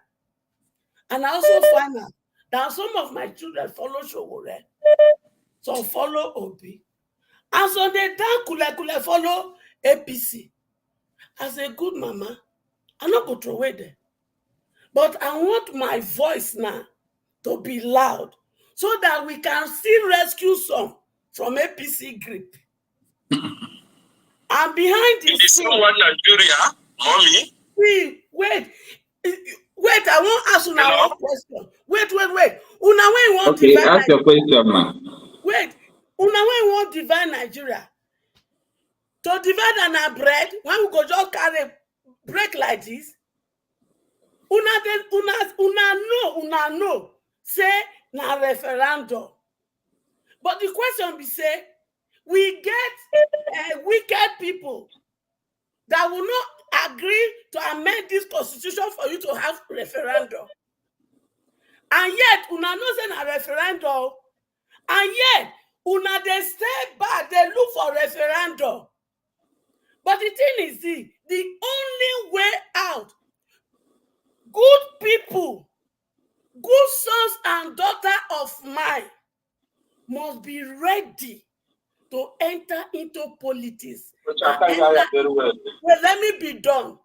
And enter into power. So that we can now sit down and do constitution that will include referendum. And we must be ready to take office from councillor to presidency. So that our focus will not be presidency alone. House of Rep, we go take everybody come out. Good people that have character, integrity, honesty, truth. If we don't do this, we are not going to get it. And this is the war I have come to fight. All right. Okay. Mommy, I hear everything you say. I hear everything you say. You know, if we follow this your proceeding, it will take us 10 years. 10 years of Olosho for our sisters, or 20 20 years for our sisters, 20 years for the thieves, 20 years for the many things. Okay, mommy is asking now, which area or why? How do you want it to be that it's going to be fast? What do you think that? Thank you. Yeah. They always say something. Sometimes Nigeria don't need to something peace. This is what we understand in Nigeria. Yes. Peaceful cannot work in Nigeria. Yeah, you have not answered the question. This to me, I will stand and I will stand. This thing this guy is doing is how to make people want to talk about this thing. And when we talk, insecurity, like, he said, I will tell you something. I will come back to Samuel Ekpa because I don't want to bring his issue here. I know it is with mommies, they are not going somewhere, anywhere. No, What is Samuel Ekpa doing? To bring no, mommy, wait. Is to bring in word to talk about the issue of Nigeria. Sometimes they say he killed this one, he killed this one, he killed this one, he killed this one. If we check very well, it's all his propaganda to bring people to talk about Nigeria. He said it's now that it's almost 50 million voters. Yes, I vote, but there's not any 50 million votes. How will you see the 50 million votes? But he brings this as negotiation with Nigerians and with you. What these guys are doing, violence, because you want people, you want world to talk about it. And this is the only way world will say, yes, this is getting too much, and this will get out of hand. We have to stay inside. But go to your home, carry placard tomorrow, carry flag next day. Nigeria, world cannot listen. How many years? Our brothers in England, everywhere, every year they go to embassy to protest. After everybody will go enter inside our house, eat rice, everything will go under carpets. We'll continue to do it every year. Before this protest started, Okocha, I thought this protest cannot work. After protest, what can happen? Like there is nothing like even Nigeria. If it's possible, Nigeria will tell you people are holding us something billion naira we lost. If the youth have to give us back that money. Protest cannot give anything to Nigeria. If we protest not to tomorrow, if there's not any violence in that protest, nothing will happen. It's all right. Nothing will happen. If we follow this way mommy is talking, it will take us 20 years to sufferness again. I think the most important thing is that we are many in Nigeria. Some people are following Tinubu. They believe that Tinubu will change Nigeria. Some people are, trying to capture more vehicles from the soldier. They need referendum because almost 99% now is 99% now is talking about referendum. Yeah. The other percent is talking about Tinubu and the regional governments. Yeah. If you ask anybody in Nigeria today, everybody will tell you that they need referendum. 99% will referendum. Yeah. So the only issue here is, mommy is saying that this is how I think we'll get it.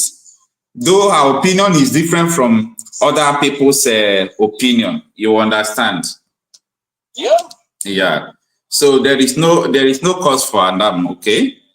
I really appreciate no problem. Yeah. Only like I'm saying, you are about to fight for your children. It's very good. Please. I will ask you again, please, mom. Please. Wait. Please, we need everyone. Wait. All right. Please. Wait, when the time will reach, I am from South, I am from South, so I'm still saying this thing. All right, because of time, we are going. Because a lot of people have been calling, so wait, let me just round up with this, please. No problem. All right. Okay, I don't like to take too much of time when I come on. All right. I'm always saying give people time. Yeah. All right. That gives people time. Yeah. To no short time. But now I don't take all the time. Please, thank you. All right. Thank you so much. And I am sorry for some people are still calling. I'm sorry. No problem. No problem. You see, Marcel, you see, during that election period, me and Ekpa happened to meet in a platform. And he wanted to declare 5 days sit at home. And I told him, I am not saying don't declare your 5 days sit at home.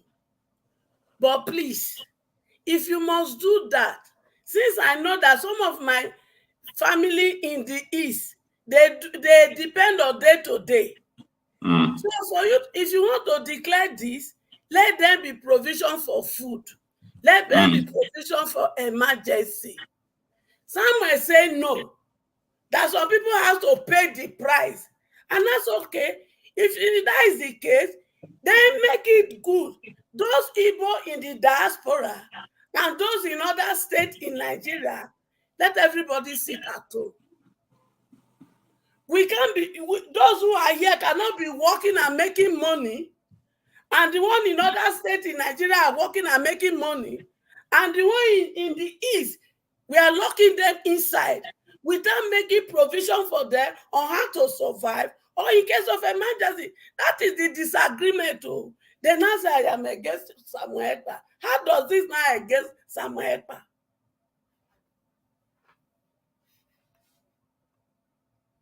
I can't hear you. All right, I said we'll have a new caller. Let's welcome him. I forgot I muted this thing. All right, good evening, sir. Thanks for joining us.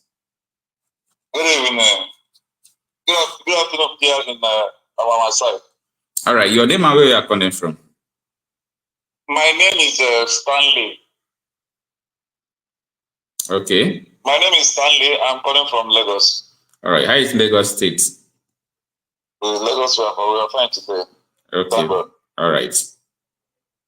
I love your program and I've been following you all the time. Thank you so much. I see may God give you more strength to carry on.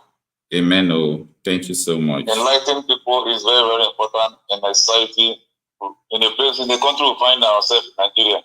The history of Nigeria has been taken away from us right from the foundation. So any child born in Nigeria now has to be all up and green to know the background of Nigeria. And so if he's contributing, he will know the aspect he will start contributing.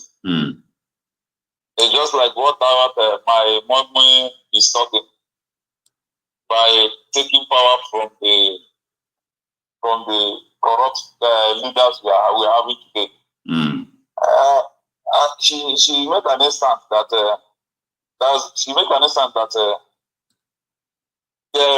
referendum, to get referendum is not like just carry bread and pray. And then the same thing goes to her also, that to collect power from these corrupt people, it is not easy. These people have planted the seed of corruption since 1999. Let's forget what Okocha is doing now. That is just pretending and be saying, because it's out of pitch. When you are out of the pitch, you will be correcting the people that are inside the pitch. But when you are in the pitch, you will not correct yourself. I don't know whether you understand my profile. Yeah, I'm understanding. Yeah, he's trying to amend his mistake, but it's late because he's the one that laid the foundation. Okay. He's the one that laid the foundation. All this thing that is happening today is the one that laid the foundation. Despite the fact that in this time, Nigeria is not like this. It's much more better than today. But if he did not lay the foundation of what is happening today, we should have been in a better country. Because those people that fought out our military regime, they did not believe that by 25 years today, that Nigeria will still remain like this, even backward than the military period. So she that is saying that let's unite and collect power from them, from the grassroots, from the chairman to state governor to the president. Madam, it is not easy. It is not an easy break. Before you do that, you have to, again, plan just like the way APC planned. APC did not start planning to take power PDP from 2014. They have started planning this thing right from the time of Yaradua. Immediately, Obasanjo, the Tinubu stepped down from 2007. He started planning how he will control Nigeria from 2000 when he was in power fighting Obasanjo. He started planning to become a president since 2008. Let me say 1999. All right. So it is not easy. It is not easy for anybody to say that let's come out and plan how we can collect power from APC or PDP or whoever party. Let me tell you, it will be if you enter there, according to you, if you enter there and try to play his righteousness, they will still also kick him out. Because the foundation of politics, they are not knowing all. They will still kick him out in one way or the other, either by impeachment for his successor of another tribe to take over, or by any other means. Because he cannot do it alone. So I am only advising Nigerians, it is only one solution. Only one solution that Nigeria has to take power by themselves. One solution is either we go out the mass and get a very big revolution that will destroy this country and we start rebuilding it back again. Or we go our separate way. But for me, Nigeria doesn't have solution to repair. Emeka last week or last 2 weeks said that if you bring the best president in the world and they place it in the seat of Asarok to be the head of affairs of Nigeria, he will still do the worst thing that the other predecessor did. Because Nigerian constitution does not allow you to do the normal thing. So any reasonable person that wants the well-being of the citizen of this country called so-called Nigeria, the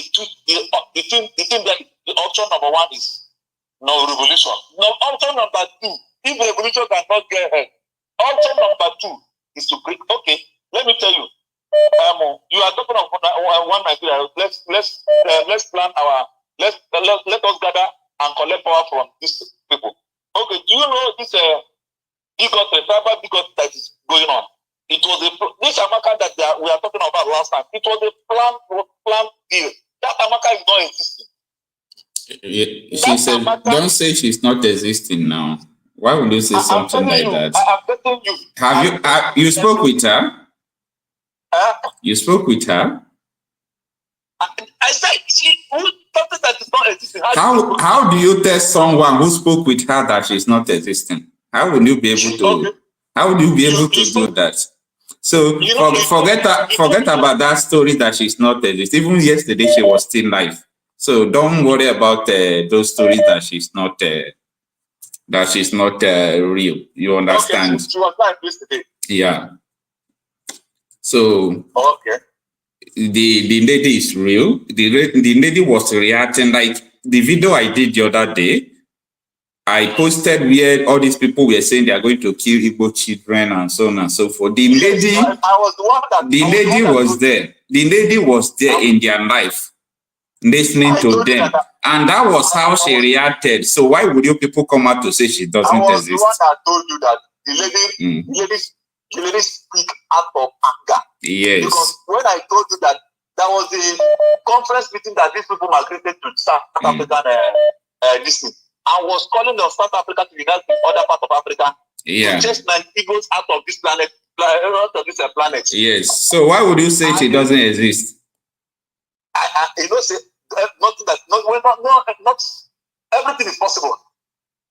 Everything is possible. It's all right, so, but it's important we verify what we say because we are on the internet. My own point of view on the mistake of your program today is that to get Nigeria working, because I know so many people is afraid. Like our brothers in the north, our sisters in the north, brothers and sisters in the north that are not the same religion with the northerners. and there's some other part of religion that are not even trusting to be. They find out that the political zone is supposed to be an Igbo region, but they also are afraid of Igbos. And the other people, same goes to other part of the country. That was why if you come to so many of them, one Nigeria, and one Nigeria is dying. It's all right. Thank you. So my own point of view in this country, so-called country, called Nigeria, is that nobody should pray or nobody should think that any state that will come today and say he's coming to put Nigeria in order, like Toby was saying, Obi cannot do this work alone. Before he do this work, there are big constitution review. And none of the Northerners will agree to review that constitution. No any political stakeholder in the North, in the Senate, because they have the highest votes. None of them will agree to go into that constitution review. And Jonathan tried in comfort to make sure that he uses comfort to amend the constitution. But what happened? He was waiting for the second term, and they noticed that when he got the second term, he will execute his plan on that comfort. What happened? They kicked him out. All right. So let's see how everything is going to happen. You know, it is only time that determines so many things we are talking about today. So I believe from now to next 3 years, everybody will know whether there is Nigeria or no Nigeria. All these things we are talking, which one is real, which one is not real. But everyone in Nigeria believes that the country is not working. Everybody in Nigeria understands that this country is due. I pray that we will not Nigeria. I pray that there will be no Nigeria. All right. Thank you for your opinion, okay? Thank you.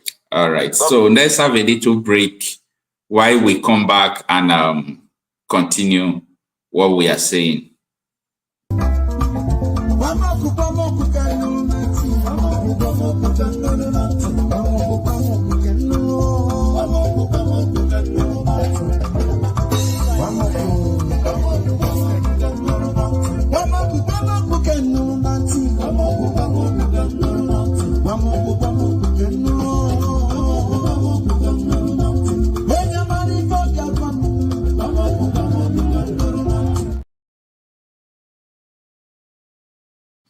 All right, we are back. Hello. Yes, hello. Yeah, good afternoon, sir. Thanks for joining us. Yeah, hello, my brother. Good morning from US. All right, your name, sir? My name is Erasmus. Okay. Thank you very much. Thanks for joining us. Yes, and then I was listening to the last speaker and I was just laughing. He said there are two things that will save us: revolution, or we just put the country into two. But now let us really look at that revolution that is suggested. Now, is there any right-thinking person in Nigeria now? Will any right-thinking person in Nigeria believe the revolution can happen in Nigeria? Which people are going to lead the revolution? It is complicated. It's not possible. That is just the truth. Some people believe it is possible. You understand? No, it's not possible. Yeah. And I will give you the reasons why it's not possible. All right, give me the reasons. So those who believe that revolution is possible should give us the reasons, with evidence why they believe revolution is possible. Me, I will tell you why it's not possible. Now, tell me, you see what is going on, which actually the political class instigated, right? What is going on between the Yorubas, the Igbos, and now they have moved it to the Benin. Are they the people that will come together to do revolution? Let's be frank. Look at this end governance protest that just finished. Did you notice what happened? At a point, it now became a northern agenda. It became another, they sectionalized it. Already the Igbos pulled us. Then the Yorubas, they use force, the police, they use the military, they use scouts to forcefully pull them off the street of Southwest. Then They now sectionalize it. It now became a northern agenda. Is that the country that is going to do a revolution? In the next 1 million years, we cannot come together. And that is what the political class knows that's the thing. And that's what they are standing on. Because they know we cannot come together because we are not one. We are not originally one. There is so much that divides us than something that brings us together. What divides us is more than what brings us together. That's just the truth. If I'm to ask you now in the studio, can you actually tell me what makes us one? Okay. Like me. One thing that so give me two things when you will tell me say Igbo, Yoruba, Fulani, Hausa. As in when we will really say this thing makes us one. When we look at this thing, apart from football, say we'll go watch football together. All right, look at the situation and from my own concept. Normally, when it comes to your cultural heritage, what you believe, your perception, ideology, religion, all those things, we are diverse species. You understand? We are totally different. But in the context of what we are saying, and nobody is even saying that Nigeria should be one. In the context of what other people are saying is that we should see ourselves like a country who only have 2 cultures, 2 religions, and 2 tribes now. These are the oppressed and the oppressors. These are the political elite and their victims. That the victims should come together.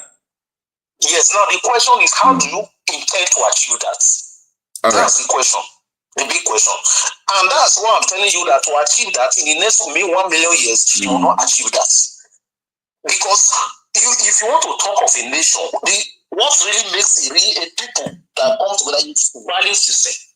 Yeah, but value system is there. If apart from value system, there is another thing that brings people together.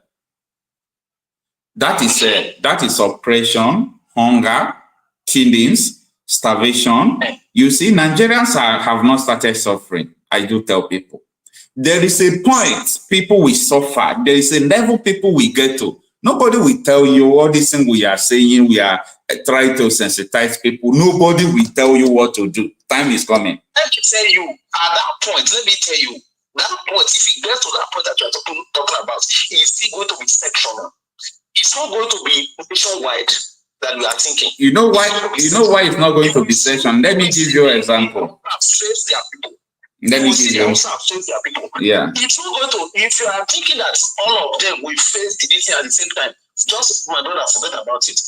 Now let me talk to Madam H.O. in the studio there. Madam H.O. is a mature woman where I will respect her and she's a mommy, and I want her not to take us for granted. I'm speaking to her directly because she in the studio there talked about what she told Samepa and she completely lied about it because I can say she lied because I was on that platform. I listened to the presentation of Madam H and I was very angry. What do you think? Calm down. What do you think she told him? No, let me talk. No, I'm asking you. I say, what do you think she told him? She was laying crosses on Samepa. She was laying crosses. There were no contracts. This woman did not lay. Is that when she was talking and she's talking as if she was advising him and he refused? So mommy, wait, you will respond. You will respond. Don't worry, wait. Yeah, but I'm seeing on phone if she's going to deny it. I have the video. If she deny it, I will go and pull it and send it. She was laying crosses. There was no cross she didn't lay. Why will you be laying crosses for somebody because somebody is fighting? There are different ways people fight. In the US, because one of the questions that was asked, I remember, was in the US where you are. That was one of the questions I remember asked. In the US where you are, do you know how the people suffered, to get to that point where you are free now? I'm asking personally, did you know that people trekked for 1 year, 3 months? The black people boycotted buses for 1 year, 3 months. Were they not suffering? Where was Martin Luther King? Did he give them money for those suffering that they suffered because they were suffering to listen? Now, each of us now can enter a bus if we don't want to drive. We can enter a bus or stay in front or stay in back. When people suffer for 1 year, 3 months, the people that organized it, did they give them money? Because she was saying that if you must do the talk start, if you give them food. You see, when that guy challenged him, He was laying curses on him. Don't do that. All right. The issue is that I was not there, and I would not like maybe the issue to be causing trouble here, because I believe that is past, and I was not there. Now, how I wish I'm there, maybe I will say, oh, look at, you understand? My brother, I want to beg you one thing. I want you to bring that video and make sure you pick it from the very beginning. I started responding to when I closed. So do not cut what you like. Yeah, for me it's not. For me, it's not important now. It is past. It is past. Marcel, I want him to send you that video, because if I will ever be coming to your show, this time my Ekpa children, they will continue to bring it. So I want him to make sure he sends you the complete, because there is something that happened before what you are saying. At my age, I cannot lie. You dey hear me? So when you want to send that video, make sure you send it complete. Did you understand? So that send that to her, so that Marcel will know, will hear the whole thing. And for your information, I do not hate my Igbo children. You understand? I don't. I will fight for them the way I will fight for my other children. But you see, in this journey, this new journey I want to do, I want to beg all my children. Let us come with an open mind. And let us be ready to unlearn and also to relearn. Because if we don't, this unity we are talking about, it won't happen. Because some of us in the South, we have this mindset that the people in the North do not suffer. The same Fulani people that are making life miserable for us, they are also doing the same thing to some tribe in the North. Let us understand this. Then too, we know they read. Let us begin to go and read and learn. Do not come, let us stop this myopic mindset of holding on to something. Like I said in one of the platforms recently, I said there's one thing. You see, the past, we can't change it. So those of us that carry the past on our head like gele, when women tie, they go party. The past, we can't change it. But we can change the future. And the only way we can change the future is unity. Make we see ourselves as broom. If you carry one broomstick, you don't go fit take and sweep your house. If you burn them, you go break them. All right, ma. Same broom, you can sweep your house, and you can also burn it. You can't break it. So for us to achieve this thing we they look for, let us stand together as bunch of broom. Thank you. All right, ma. All right, thank you so much. So our brother, I don't really know. It's like, okay, we have lost the call. Let's have another caller. Hello. Yeah, good afternoon. Thanks for joining us. Afternoon, yeah. Your name? Okay, so your name and where you are calling from? Yeah, my name is Chris from Ola. All right. So please briefly share your opinion with us, because there is something I want us to talk before the end of the program. Okay. Yeah. So let me just explain a few things. But let me just first say that I beg, don't let this Mama H.O. I'm not trying to say anything derogatory, but she doesn't have to come and dominate and take over the program, because a lot of people, they are making their contributions.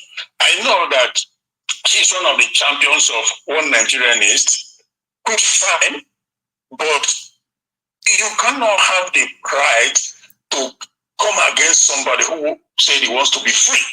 Because basically when we are shooting, I know where they pay now. Now, but so on the other side, you see Nigeria, in 100 million years, nothing can fix Nigeria. Why do I say this? Hello, can you hear me? Yeah, right on. I can hear you.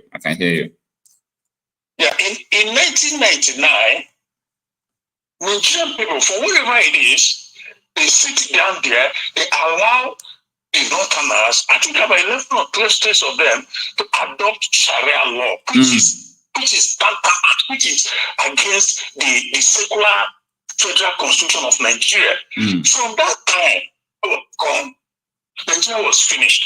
So all these people pretending as if there is no brain in their head, then God, I'm sorry for them. Because how can you, in a country that is a secular nation by nature, so foundational, it is created, they created a secular day, but you went and formed, for example, now, Biafrans or Igbos are talking about Biafra, they want to have independence. Everybody is fighting them. But you see them there, allow these people to adopt Sharia constitution that supersedes Nigerian constitution. Because if you're a Southerner or a Christian, you do something in the north, they use Sharia law, try you, and you take the case of Deborah and so many others. They cut off hand, they stole you, and you are telling me that there's a war. Let me tell you, see, like this, Mama, it's about food. Some of us give them food if you want to do it at home. You will be in your house. If you see terrorists, Islam and Boko Haram, when they finish in the north, we come down to the south, and you will be room. They will cut off your head. I'm sorry, but this is going to happen. Two things is going to happen. It's either we take over the whole place, which is going to happen soon, then impose their Islamic, because of course Nigeria already been described as Islamic country. And we are Christians. Yeah. So we believe in live and let's live. But if you want your Sharia, you can imagine practicing Sharia. You cannot do your business there. Even if you pay as always, you cannot sell alcohol. So we have nations like America, Britain, stuff like that. Different people will come, they are Muslim, they are Christian, they are Buddha, they are Hindu. But there's central law that people live under and by. So that is why Nigeria is unique. That is why Nigeria is a dangerous diversity. It's more than one Nigeria, let's build Nigeria. These are witches and these are the others of they like it. Because they know Nigeria, but they like the pain. Every time come and protest. These like this in bad governance. You know any Nigerian innocent and that for nothing? And one change, nothing change, rather they tighten the new politicians. This is the most talking police. When you hold somebody,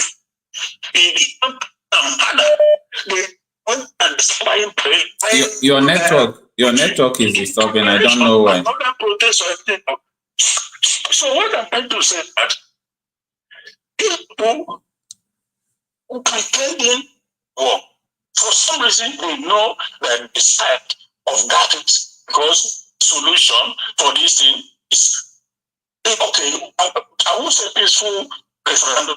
They will never give you referendum in Nigeria. Trust me, but you have to force it upon them because that America that Mama H.O. live, people die for America to have the free that she's enjoying there, and the rest of us, the rest of them.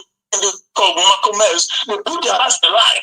Young people, they at their prime age. For America to do wrong, we go where people put in order and create system.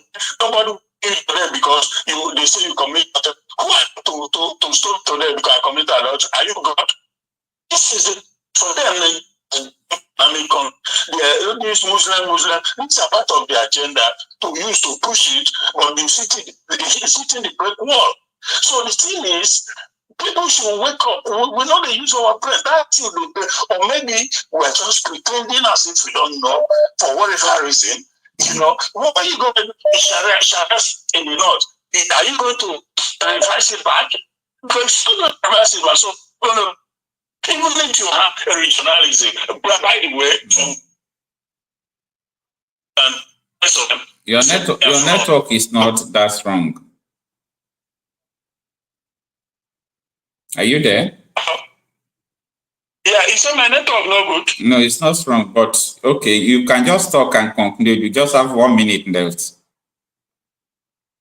Okay, well, I'll just try to say that, yeah, even if you say one do regionalism, it's not going to work because the people that own the country, they've told you that's not supposed to be. And if you say you want to do peaceful protest, there's nothing peaceful, no peaceful protest. Except you are ready to do a violent protest where people will die, and at the end, those who survive will have to persistent with that violent demonstration like they had in Bangladesh. But somebody sit down eating McDonald's telling you, oh, let's unite. How you force people to unite? Unity is not by force. People have to unite because there's need to unite. People that have different everything, if they want Sharia, I don't want Sharia. So how is it going to work? The Sharia is over, supersede our federal secular constitution. So people need to stop deceiving people. Thank you so much, my brother. All right. Thank you, sir. All right. Thanks, everyone, for joining. I think there is another thing I would like people to understand, that anyone on the struggle about the issue of Nigeria, okay, man, anyone on the struggle about the issue of Nigeria wants, you know, a better situation and freedom for the people, just that so many people are doing it in a different way. And it is important we understand that nothing is going to divide us, nothing is going to divide people who are struggling, because division is the power of the oppressors to come into what people are doing. Once you are divided, they will have upper hand. Now, again, like if I see what is going on in the Southeast now, I said that God should give more strength to people who are fighting for struggle, because as Southeast stands now, by 2027, if everything remains like this, all the whole Southeast states will go to APC with the plan I have seen that they have drawn on the ground. And when all these things is happening, both people who are agitating, it will prolong everything they will be doing, because these people will use their power, use their money to fight you back.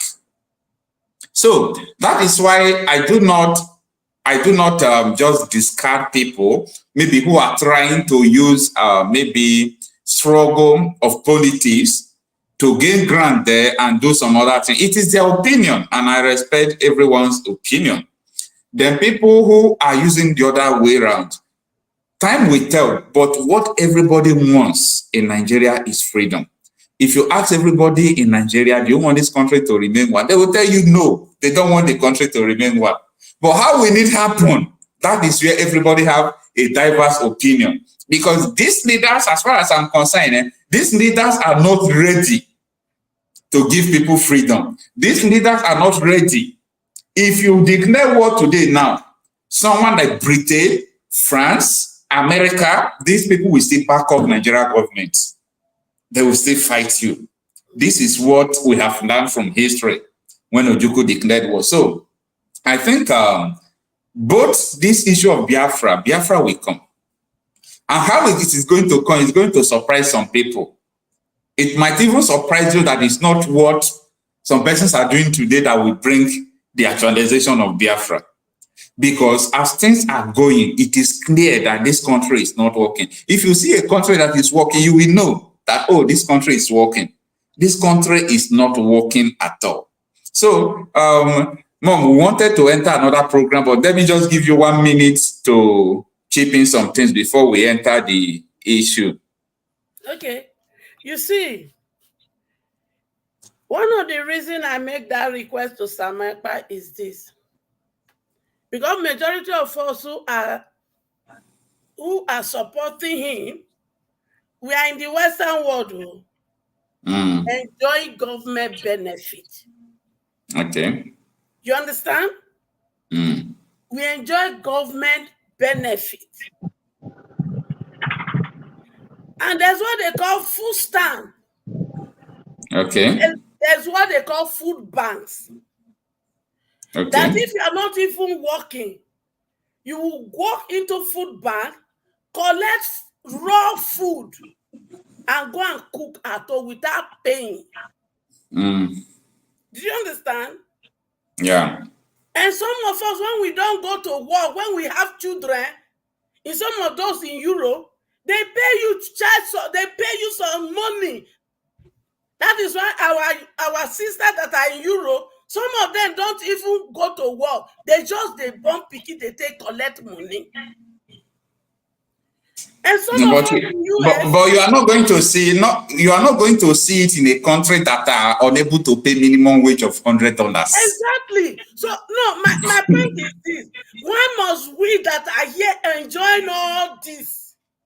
You understand? No, yeah, Mom. The thing there is that you understand. This is a public opinion platform where everybody express his or her opinion. No, and what I believe, I'm only explaining it because they are bringing my encounter with Ekpa as if I hate Ekpa. No, I say, my dear brother, if you are going to do this, then let this be in place. And that's people are saying I lay curses. I did not lay curses. I only prayed. So okay, bring all of them together. Did you it's understand? Do not. It's all right, ma. You know, yeah, that thing did not happen here. So I will not even. I'm not interested in what happened in another platform. So in as much as go come your platform, they go call the repeater. I mean, I don't no, they will not repeat it.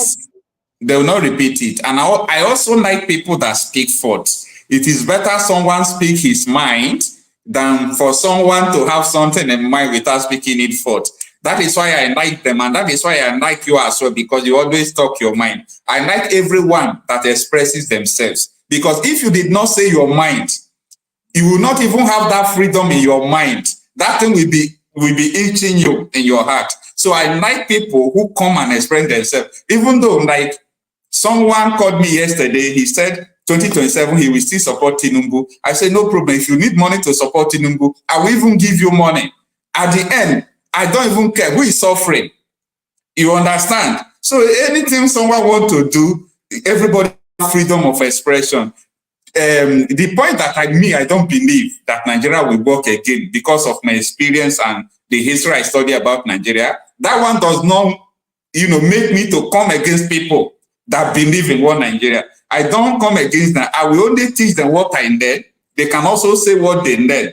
You understand? It takes an educated mind to entertain a thought without accepting it. All right, there is a brother in the house here who wanted to, switch to another issue, but I don't know whether you want to comment on this particular issue we are saying, or you wait, let's go to another issue before you will join us. Your name and where you are joining us from. Anyway, good morning once again, my brother. I think I have called in before, but I decided to come to join into the program. A lot of calls are coming. I'm sorry that I could not respond to them. Before, I was outside with my dog. I went to walk my dog, so I just decided to come. But this time I said, let me come in to, really contribute a little bit of what I feel is going to be fine. You understand? Because the truth of the whole matter is that, we are all seeing it in the daylight. This is not them see. This is not a news, this thing where they go say now fake news. It happened to us on our crow eye like this. It happened. I saw so many videos when you share, my brother. And not only on your platform, I also saw the ones, because while I was listening to you, I was also checking other, YouTube informations that were coming in from other videos. And I saw this bunch of terrorist Fulanis that have their guns. And I saw two of the military vehicle that is being shot down already. They are already on fire, and these people were jubilating. Then I begin to, ask question. to imagine within myself. I said, this type of people are in Nigeria right now. This is not happening in Ghana. It's not happening in Chad. Sorry. It's not happening in Niger Republic. This is Nigeria. I remember when Nigeria was leading as the head of ECOMOG back in the days. They will go to Sierra Leone and go to Liberia to fight war.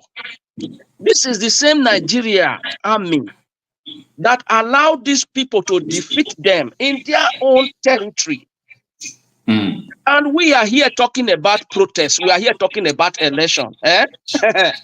You see, those people, they pack during the time of election. I don't know if you guys got that information or you saw those people that were packed on the trailer. I was at this young Fulani, young boys. There is no female among them. These people were literally packed on the big vehicle and they were transported to every part of the eastern state and the middle belt and the south. Were they going to vote? Were they going to vote? No. That is one thing I want to let you know now, that this is an agenda. This is an agenda going on. You see those people, the banditry that you are hearing today in Edo State, in Delta State, in the eastern part of Nigeria, in the western part of Nigeria, is as a result of those people who were transported, but people did not have the eyes to see the agenda that is going on. These people, as I'm talking to you right now, these people are all over our forest. They are waiting. They are waiting for the last command. And we are here talking about Nigerian protests. Let me tell you, the truth is that no protest that will save Nigeria right now. These people are already there waiting. They are already in our bush. They are already in our forest. The only thing that will save us, because you see this one Nigeria thing, where will they do so? It will consume all of us very soon. It will consume everybody, because we are not wise enough to understand the plan of these people. And some people were saying that they are fighting for Northern State. They are not fighting for Northern State. They are not fighting for Islamic State. They are fighting to conquer the whole west and southern Nigeria, the eastern Nigeria, because they believe that if they capture everybody, they will now make Nigeria their own territory, so that they can compete with the West, with the Western world, through our resources. So one thing I want to say is that another thing again, sorry, bro. Another thing I'm about to say, I want to tell our There is a video I wanted you to listen to. There is a video I wanted you to listen to. Let me quickly round up this one so that I don't forget. Maybe you will say something about the video anyway.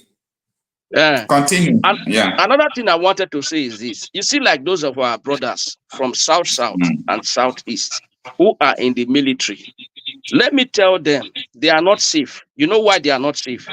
You see those Fulani Boko Haram repentance that they are putting.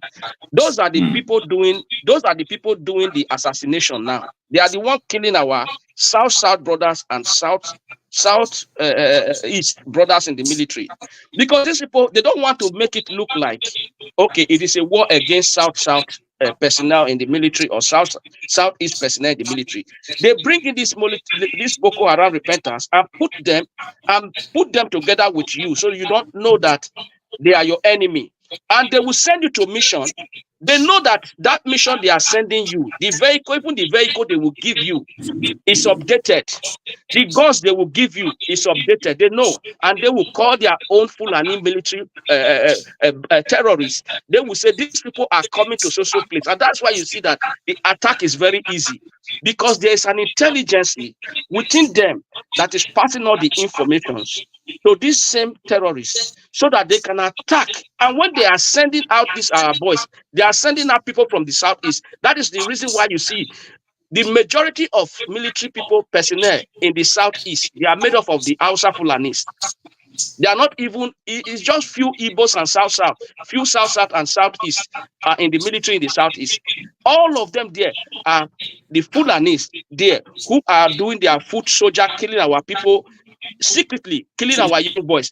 But you see, like the people who are in the north, thinking that they are defending Nigeria, are the Southeast people and the South military guys who are being sent over there, and all of them gradually they are taking them off, because they don't even read the lips of these people. They don't even know the plan. They have. All right. So what I think I'm going to tell my brothers in the military is that they should be ready to face the consequence if they don't leave that job, because there is a plan for these people to wipe them gradually away from the military. And if they are done with that, we are done finally, because they know that these are the people that will later come to fight for us. And if they take them away, we are done. So the best now is for us to use our brain. God gave us this brain to think.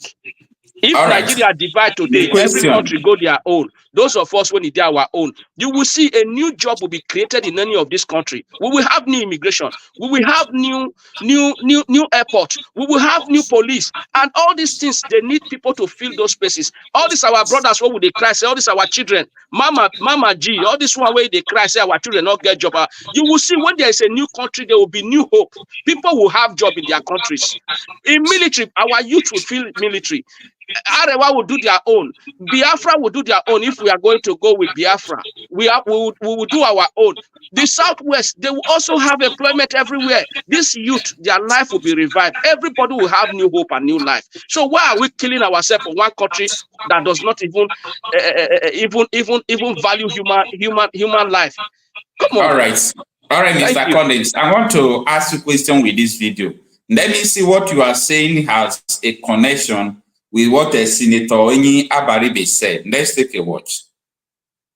In trying to remove Jonathan,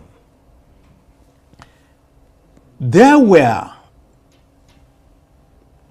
stateless persons that were from the Sahel region that were imported into Nigeria, and a former chairman of PDP made that statement. I'm not the person that made it. But that importation is a fact, is it? That importation is a fact. What has happened in Nigeria is that most of the time when something comes up today, we never sit back and say, how did we get to this point? We got to this point by virtue of the fact of the effort to remove President Jonathan. There had always been this herder-farmer clash, but it never got to this point where whole communities were exterminated so that some people will be roaming freely within their land, which is what happens in Plateau and in Benue State. I think Benue is the worst hit. Precisely. Yeah. And you know why? Because most of the banks of the Benue is lush. Because it's watered by the Benue River. And so these people came and they want. And who are these people? And that's a question that we have not dealt with.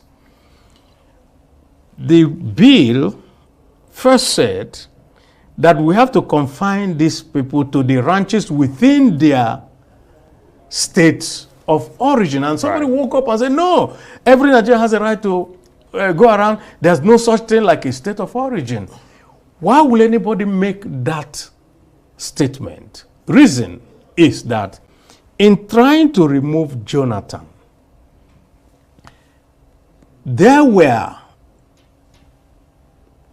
stateless persons that were from the Sahel region that were imported into Nigeria. All right. I'm trying to connect a dot here. That was a Senator Enya Baribe. He was saying this on a national television, so it's not a private chat.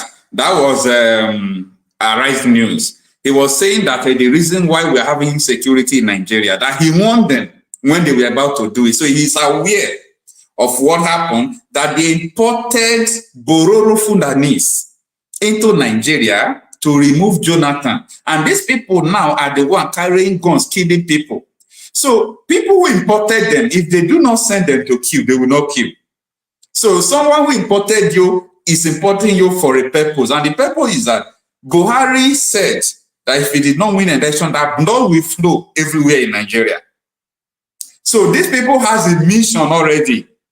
And remember that when Goodluck Jonathan was about to wipe away Boko Haram, there is something that Buhari still said. Buhari said that any attack against the Boko Haram is an attack against the North.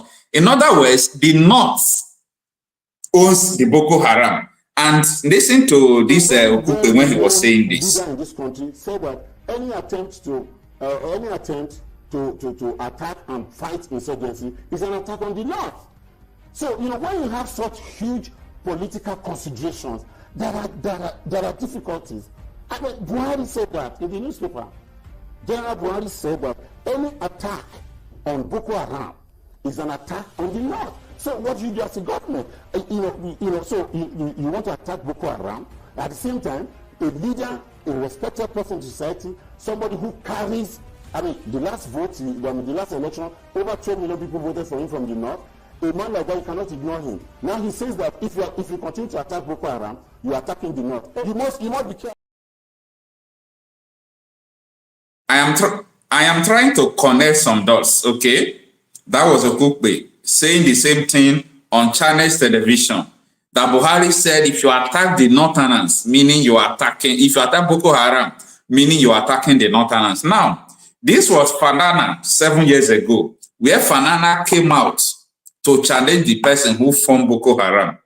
Let's listen to what Fanana said. That is very important. Who started the Boko Haram crisis in Borno State?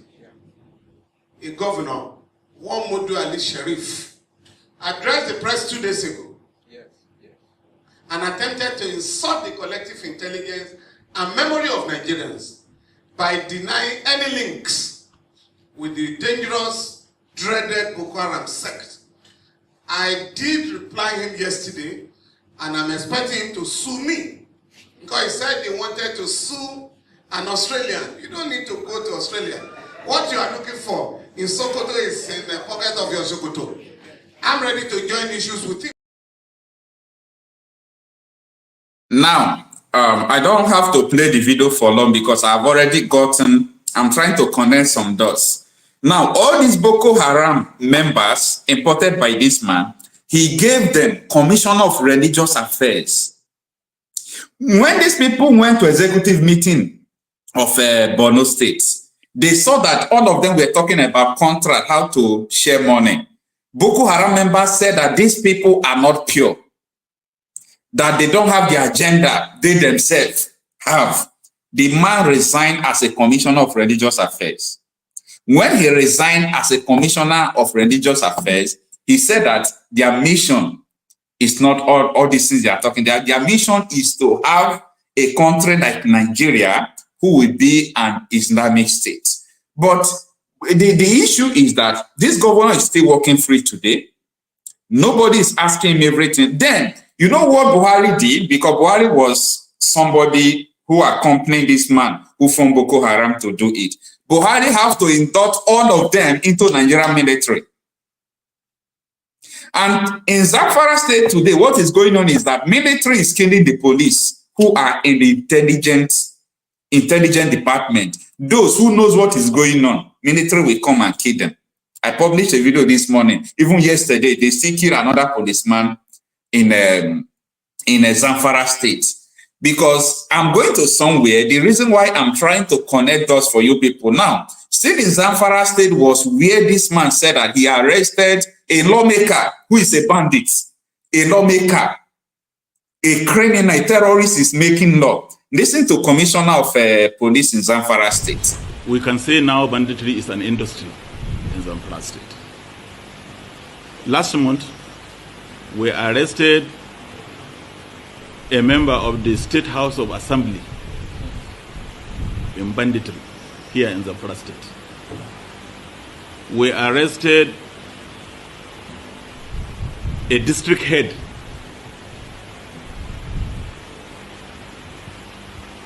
We also as well arrested a former local government chairman. So you can see that involvement of this class of people in banditry is more making the situation to become more and more complex. So in essence, I can say that all caliber of people now are involved all manner of people are involved in this banditry.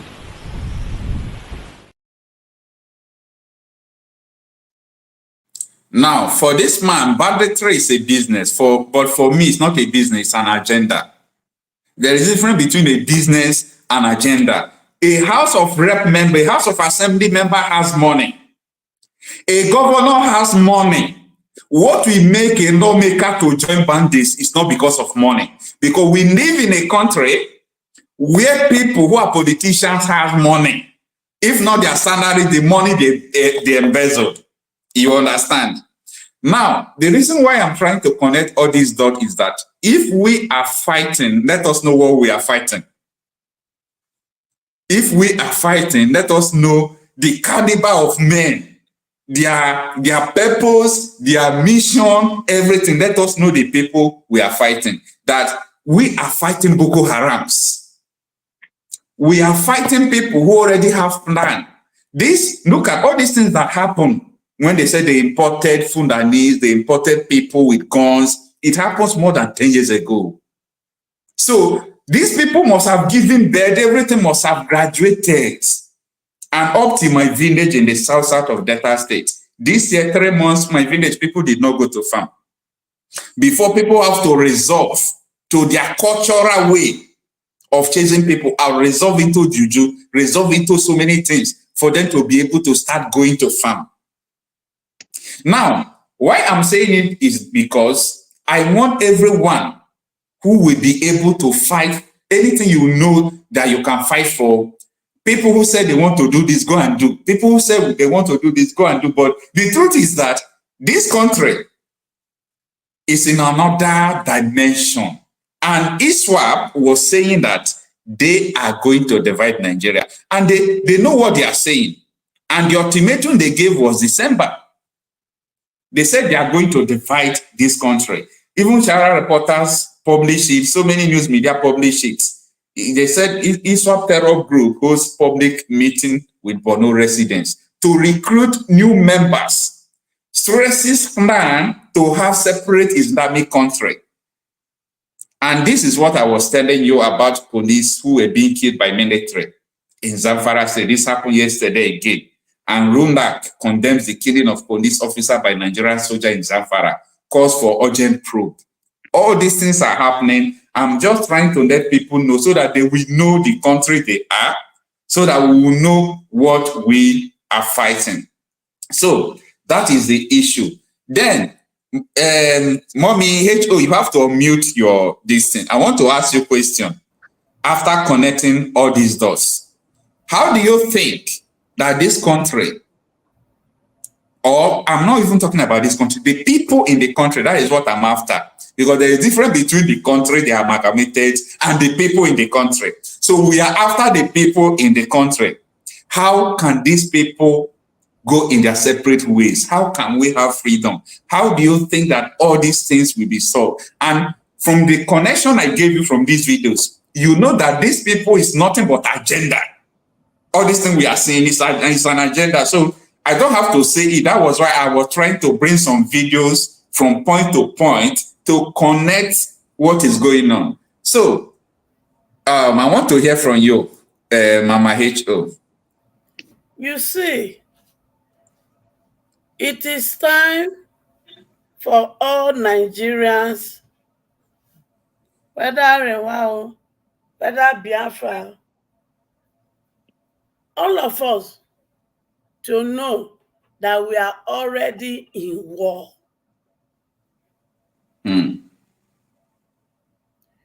We're already in it. But the truth is this. Some people are still busy waiting for 2027. So that is why they will begin to carry propaganda of APC for them. So people who don't prepare with their agenda and they don't camp for north, bushes, and then they show us waiting they carry come.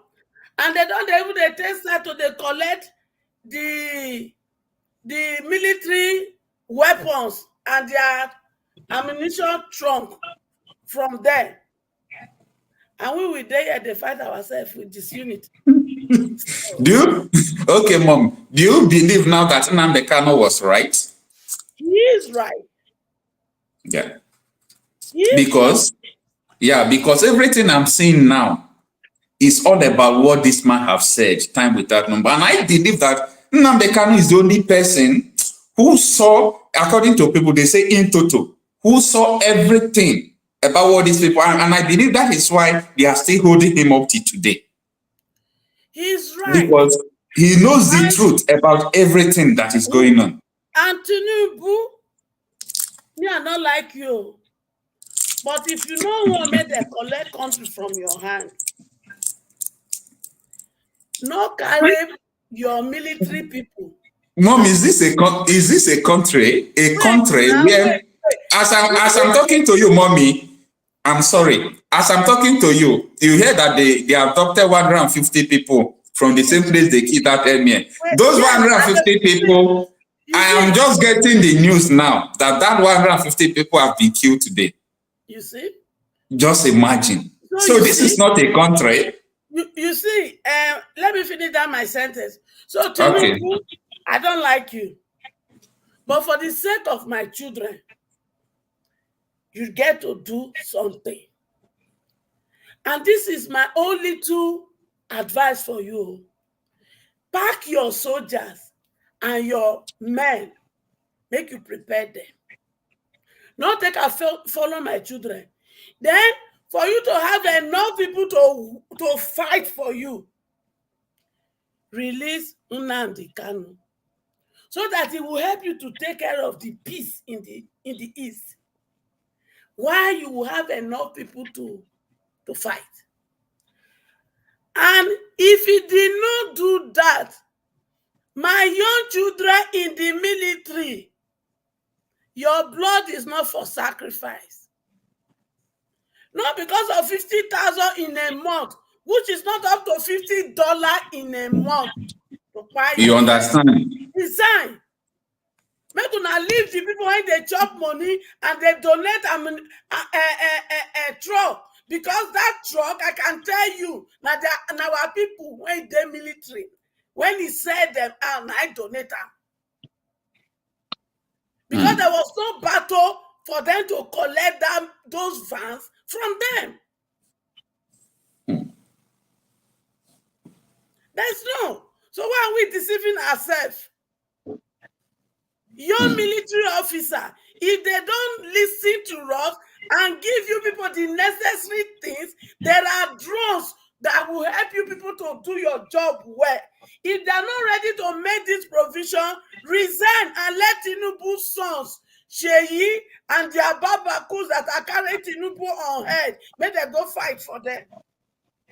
Because you get wife, you get mama, you get brother, you get sister. They will not take care of them if they don't take you do sacrifice. Make all of them resign. Because this happy. If Nigeria government, they see they do that, they are dancing of deceiving themselves, not us. You know what is going to happen? That December matter go happen. That December go happen. You see, I go to channel that I know they just present it. That is why you see me in your channel now. That you know they just come, they present. You they do your research well. Yeah. And they try, and I need help. See me, I go there because they speak the truth. So Nigerians, let us be ready to stop this our propaganda. Truth is truth. It cannot change at any time. We are already in war. 150, they just kill them like chicken.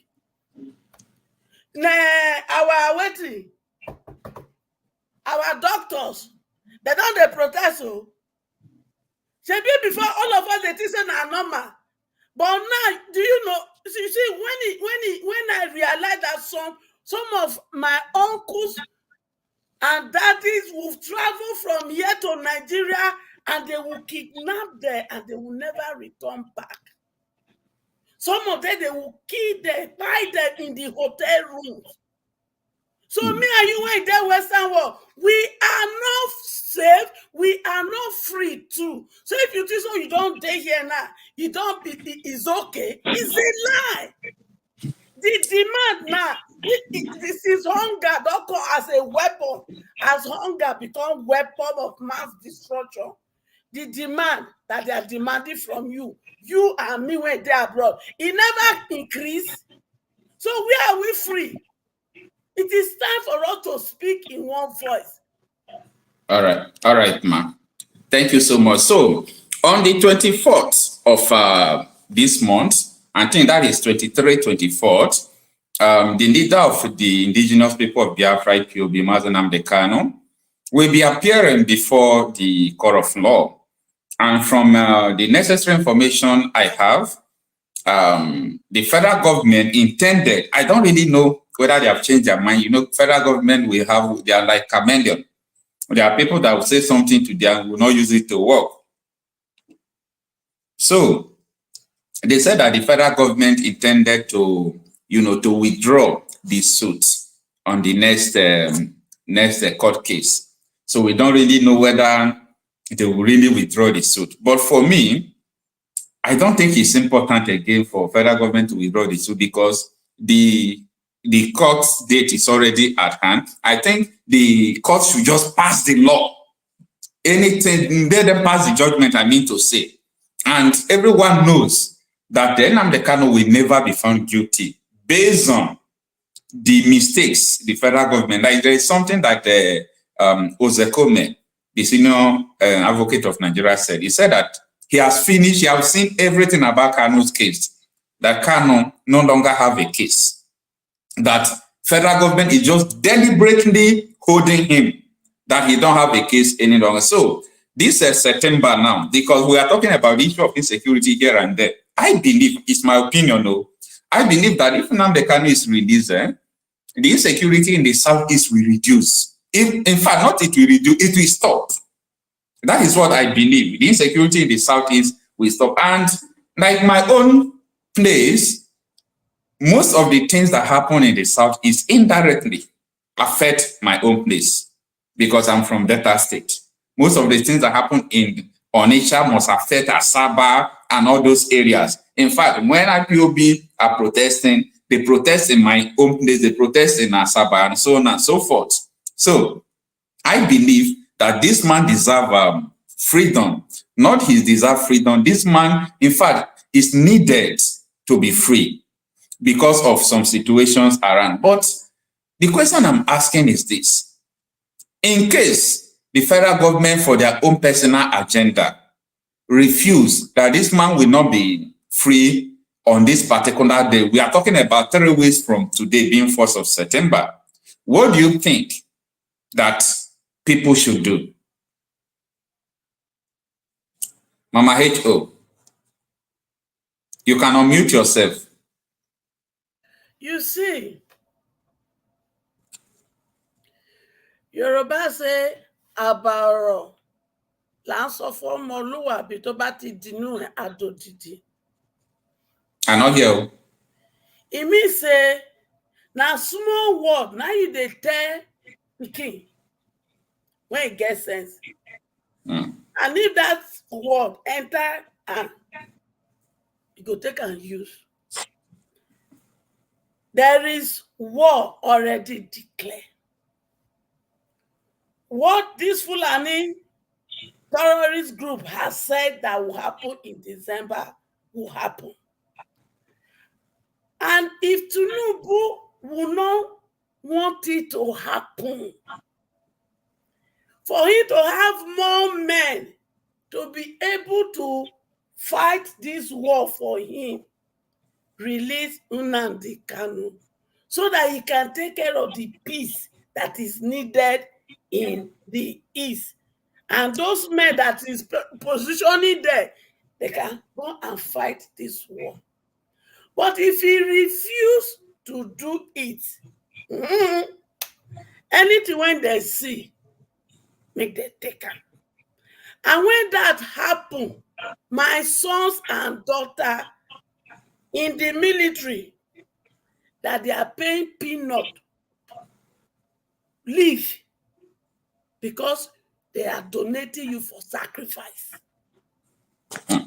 Then let Tinubu eat the eba and agbado that he has used his indecision to take. And he must enjoy the breakfast that rigging of election has provided him. Because from every indication, he used 20 years plus to prepare on how to rig election. And he did not use that 20 years to prepare to solve the problem that he knows that has already been existing.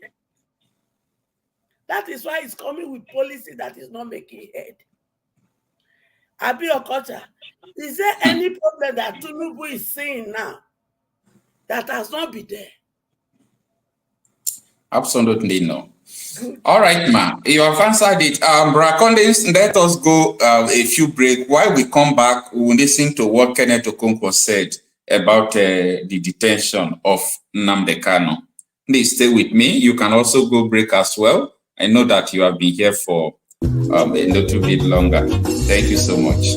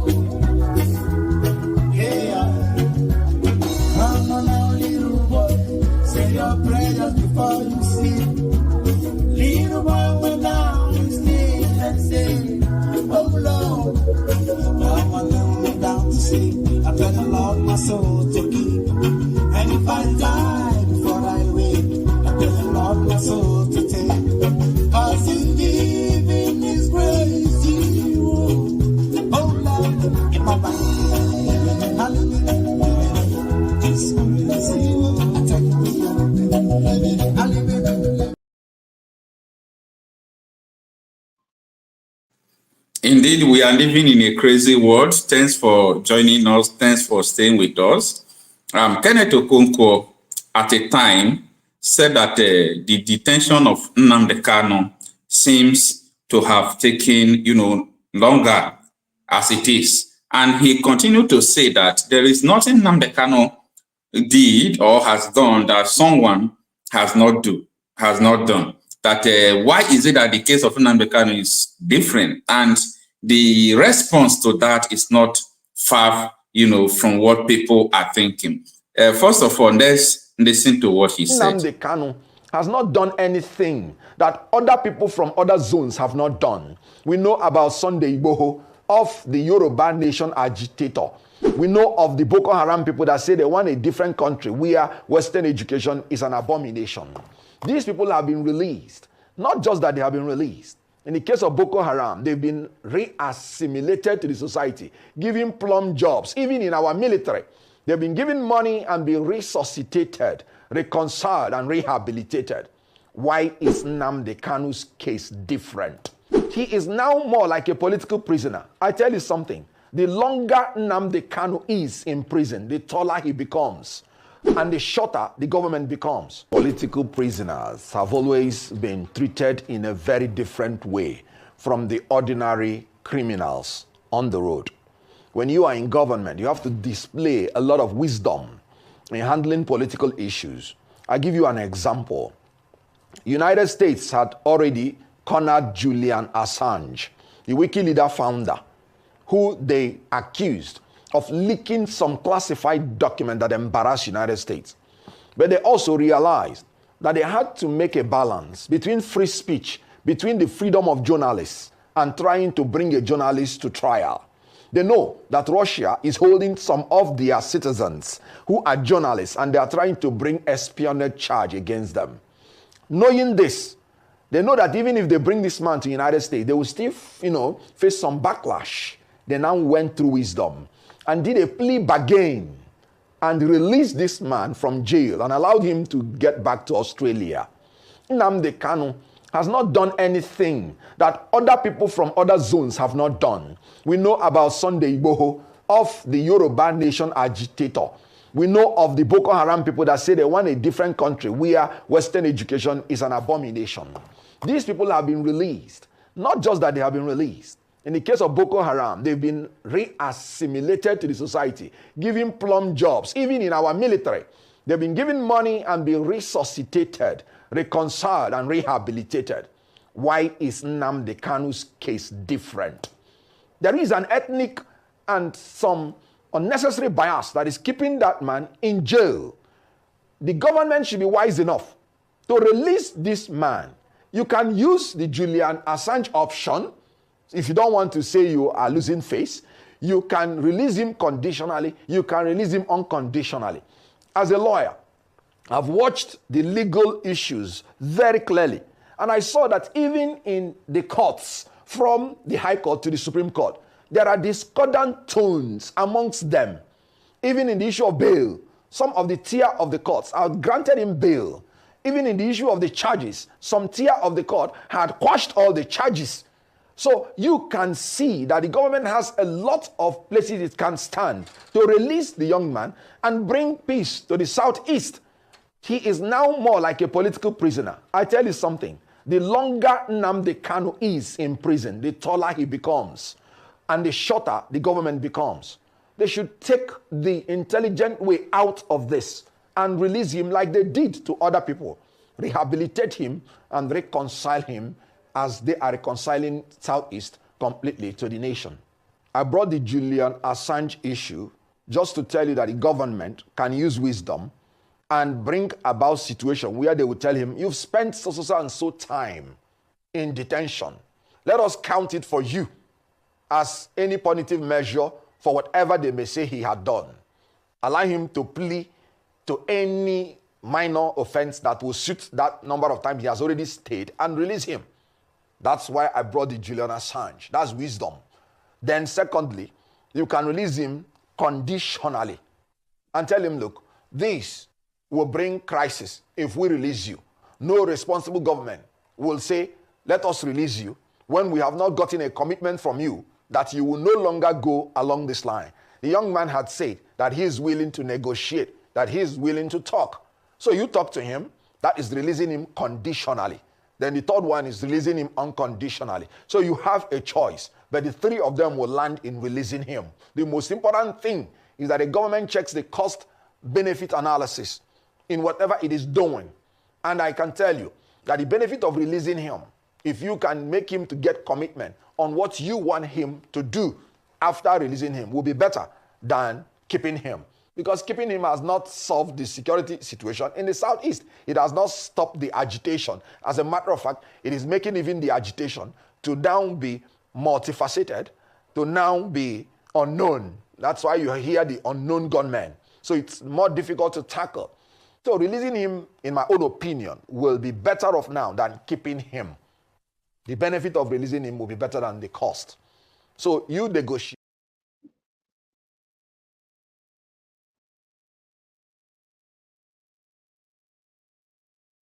Yeah, Kenneth Okonkwo is saying that the benefit of releasing Nnamdi Kanu is far, far, far better and greater than, the cost of keeping him is greater, or is more worse. Let me put it in that way.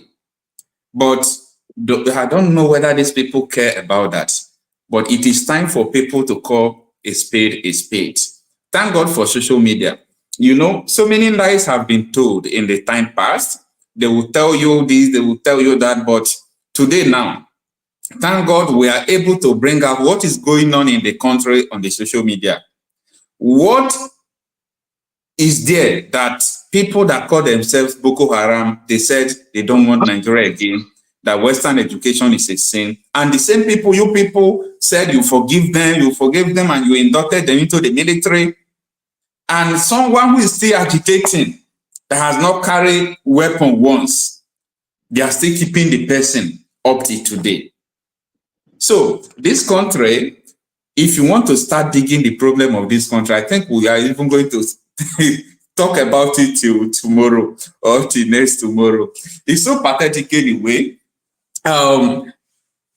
Mama H.O. and Brother Condens, I still have a program in the evening. I think I will allow you people to draw to the conclusion of your summaries. But before that, I don't know. There are some persons that are still calling.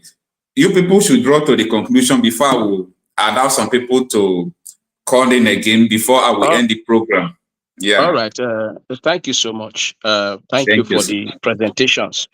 You see, actually, from what Kenneth Okonkwo has said so far, I think, yes, what he said is a reality.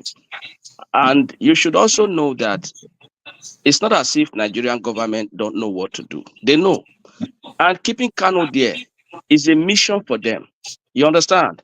But let us not also forget that these people are also making money with Nnamdi Kanu's case, because every time, according to Sowore, one time when he said, every time Nnamdi Kanu appears in court, it involves billions of naira. That is another game that they are playing. And another thing again is, let us not also forget that whatever catastrophe that is going on in the southeast, whatever, violent, it is also orchestrated by the government themselves. All this banditry that is going on, it was orchestrated by the government to make it look like this unknown government or whatever thing they are doing is coming from the agitation, is coming from IPOB. I'm sorry to I'm sorry to cut you short. You know that I like evidence a lot. This thing you are saying now, Hope Uzodinma said something like that. Just 1 minute. Let's see what Hope Uzodinma said about it. I told you times without number in Imo State.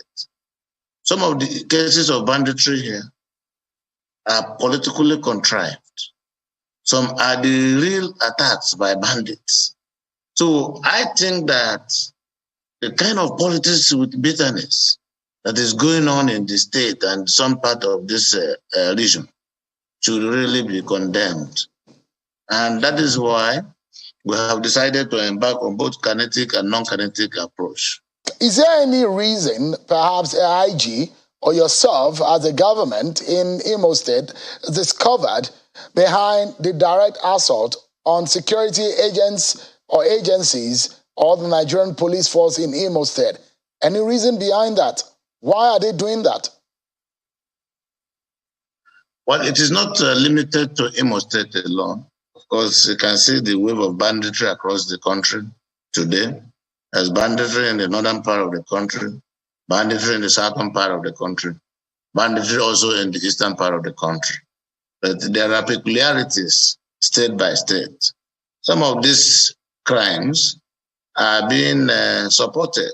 Recall that 2 years ago when this thing started in Imo State, when the bandits attack police stations as they're leaving from the scene of crime.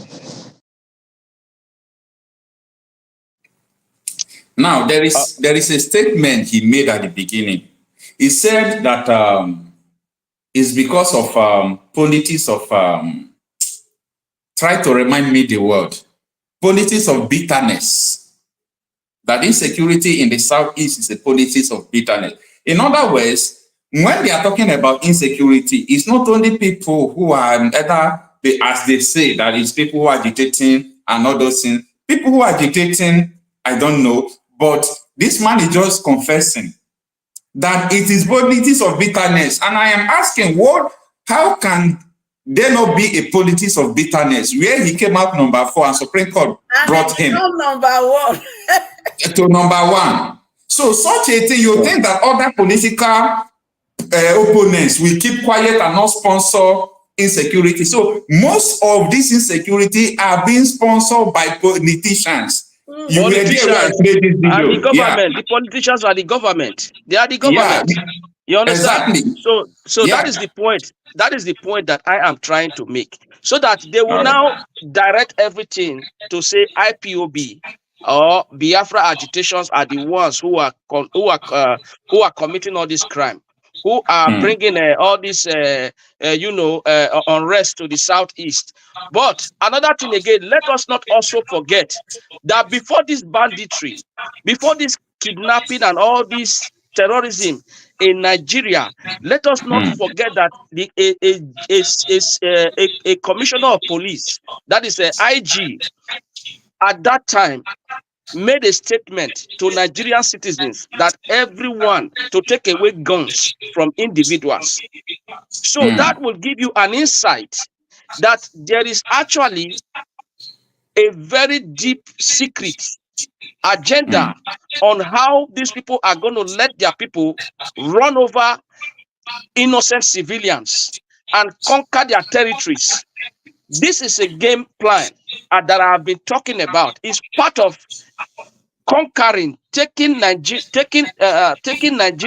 away from indigenous people. You understand? And not only that, let's look at what Kenneth Okocha said. Let me go back when he said that if they can rehabilitate the Boko Haram and put them back to the Nigeria and compensate them. So if they can do that to Boko Haram, they can do that to Sunday Igboho. So why not Nnamdi Kanu? These are the same people who kill somebody in daylight. The Nigerian government caught them in fire, shooting face to face with the Nigerian army, and yet they still gave them that this thing. They still give them that relief. They gave them that amnesty, and they now compensate them by giving them jobs in the Nigerian army. So that will tell you that something deeply is going on that we might not even know about. If they can release Sunday Igboho, who is also doing the same thing that Nnamdi Kanu has never ever shot anybody. He has never killed anybody based on the Biafran agitation. He has never ever kidnapped anybody because they are standing on his way. This is a man who just take microphone and speak about freedom, not just for the freedom of the Southeast, but for the freedom of the indigenous people of Nigeria. And now you are still keeping him behind the bar, and those who killed somebody, you saw them in broad daylight. They killed somebody. They sliced people's throats. They killed innocent Nigerians, and yet you still gave them amnesty. You still gave them benefits. So what are we talking about? So Nigerian government, actually, if they release Nnamdi Kanu, it will make a difference, yes, but it will not stop the orchestrated violence, the unknown gunmen that is going on, because like we earlier said, it was those who were orchestrated by the same Nigerian government. So that is where I have to say for now. Thank you. All right, thank you so much. We are coming to the end of the program, but a lot of people who are calling, I think I have to tender apologies, please, because I have almost 152 missed calls. And if I continue to call back now, I don't think I will be able to do that. And we still have another program because 150 people just died. People they adopted, the other day, where Sokoto, Sokoto residents enter into the bush to chase the bandits. I don't really know. Anyway, let's have just this last My brother, sorry, before you cut. I come from a place called Abavo in Delta State, right? Eka South. I don't really use the word Delta anyway. You see, Abavo, the people of Abavo, we used to be the food basket of Delta State. There is nothing you will come to look for in Abavo. There's a market they call Oyoko Market that you will not find in that market. I've been there so many times. People all come of us all the way here from na Delta people. Hey. People come all the way from the northern states. They come to our market everywhere. Everybody from Lagos, people come all the way from Lagos. They come to our market. But now, my brother, if you go to Abavo now, Abavo is like a ghost town. People are so scared. They started because of terrorism. You understand? So it is a plan. It is a plan for them to stop us from producing our food, to stop us from doing our business, so that we will become a beggar in our land. And when they come with their weapon to take over our land, we will not be able to stand them. So let us be wise. That was why I said the better for us to go away our separate ways. It is very, very important. The safer for us to survive in that continent, in that country called Nigeria.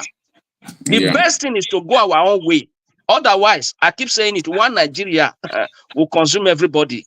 One Nigeria All right, will consume everybody. Let's respond to this caller who have given us a lot of course. Ndo Diokba. Hello, good evening, sir. My brother Kanu. Thanks for joining us. Your name and where you are calling from? My name is Nnamdi. I'm calling from the United States. Okay, from River State. All right, sir. We have really exhausted our time, but I say you have called more than 20 minutes, because if I'm not mistaken. So let me just respond to you before we come to the end of the program. If I'm not mistaken, you are from River State, right? Yeah. All right. Thanks for joining us. Let's hear from you just in a few minutes. Okay.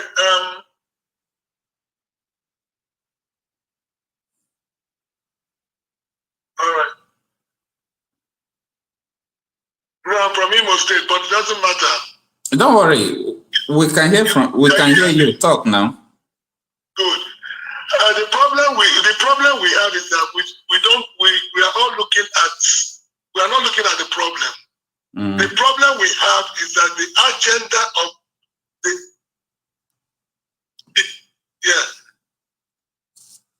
the agenda is the Islamization of Nigeria. What is your proof?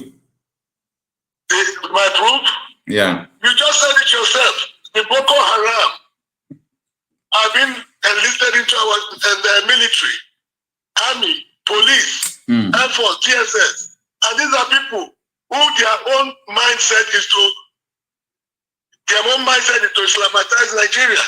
So if you see them being indoctrinated into the government, and the government of today is leaving that part of Nigeria for them to do whatever they are doing, and coming down to the east to come and try and conquer the eastern part of the region, that tells you that the eastern part of the region is the only place that is standing against them. The western part of Nigeria has been conquered. The only place in Nigeria today that they don't have a foothold is Igbo land. So Islamization is the major business. Okay, they have tried to release Nnamdi Kanu. Mehechi Allah said they can never release Nnamdi Kanu no matter what happens. Which means that Mehechi Allah is the people that are ruling Nigeria. It's not even Tinubu. So what proof do you need? Mehechi Allah said don't release Nnamdi Kanu, and that's why Nnamdi Kanu is in detention. Mind you, I can bet my life that the next court case, they will still remand him, they will still keep him. Because to them, he is the one that is totally in charge of whether Nigeria comes or not. But they forget that if you take a general, they have put soldiers there who can represent him. It's all right, sir. What you said is not far from the truth. Thank you so much. God bless you, my brother. So make we share our eyes, I beg. All right, all right, all right. All right, for those of you who have been calling, please let's put the call in the next program, please.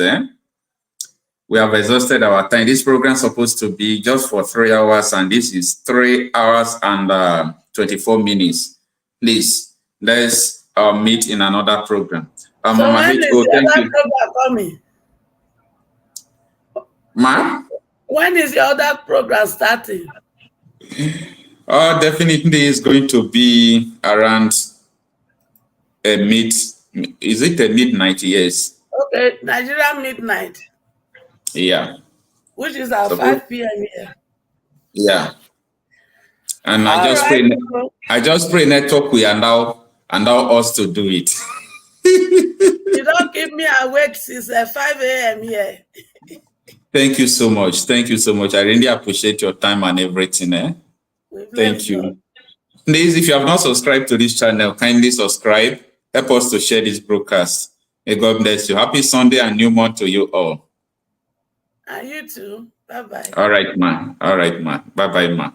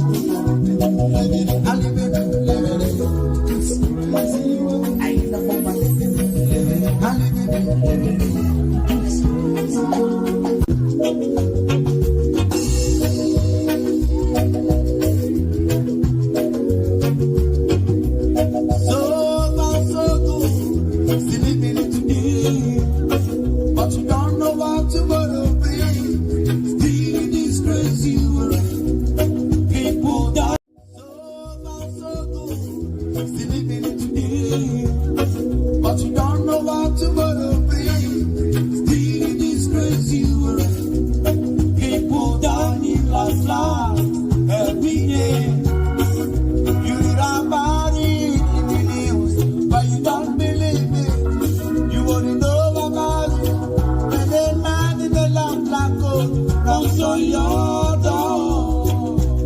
Cause first things meeting, I swear I live. Hallelujah.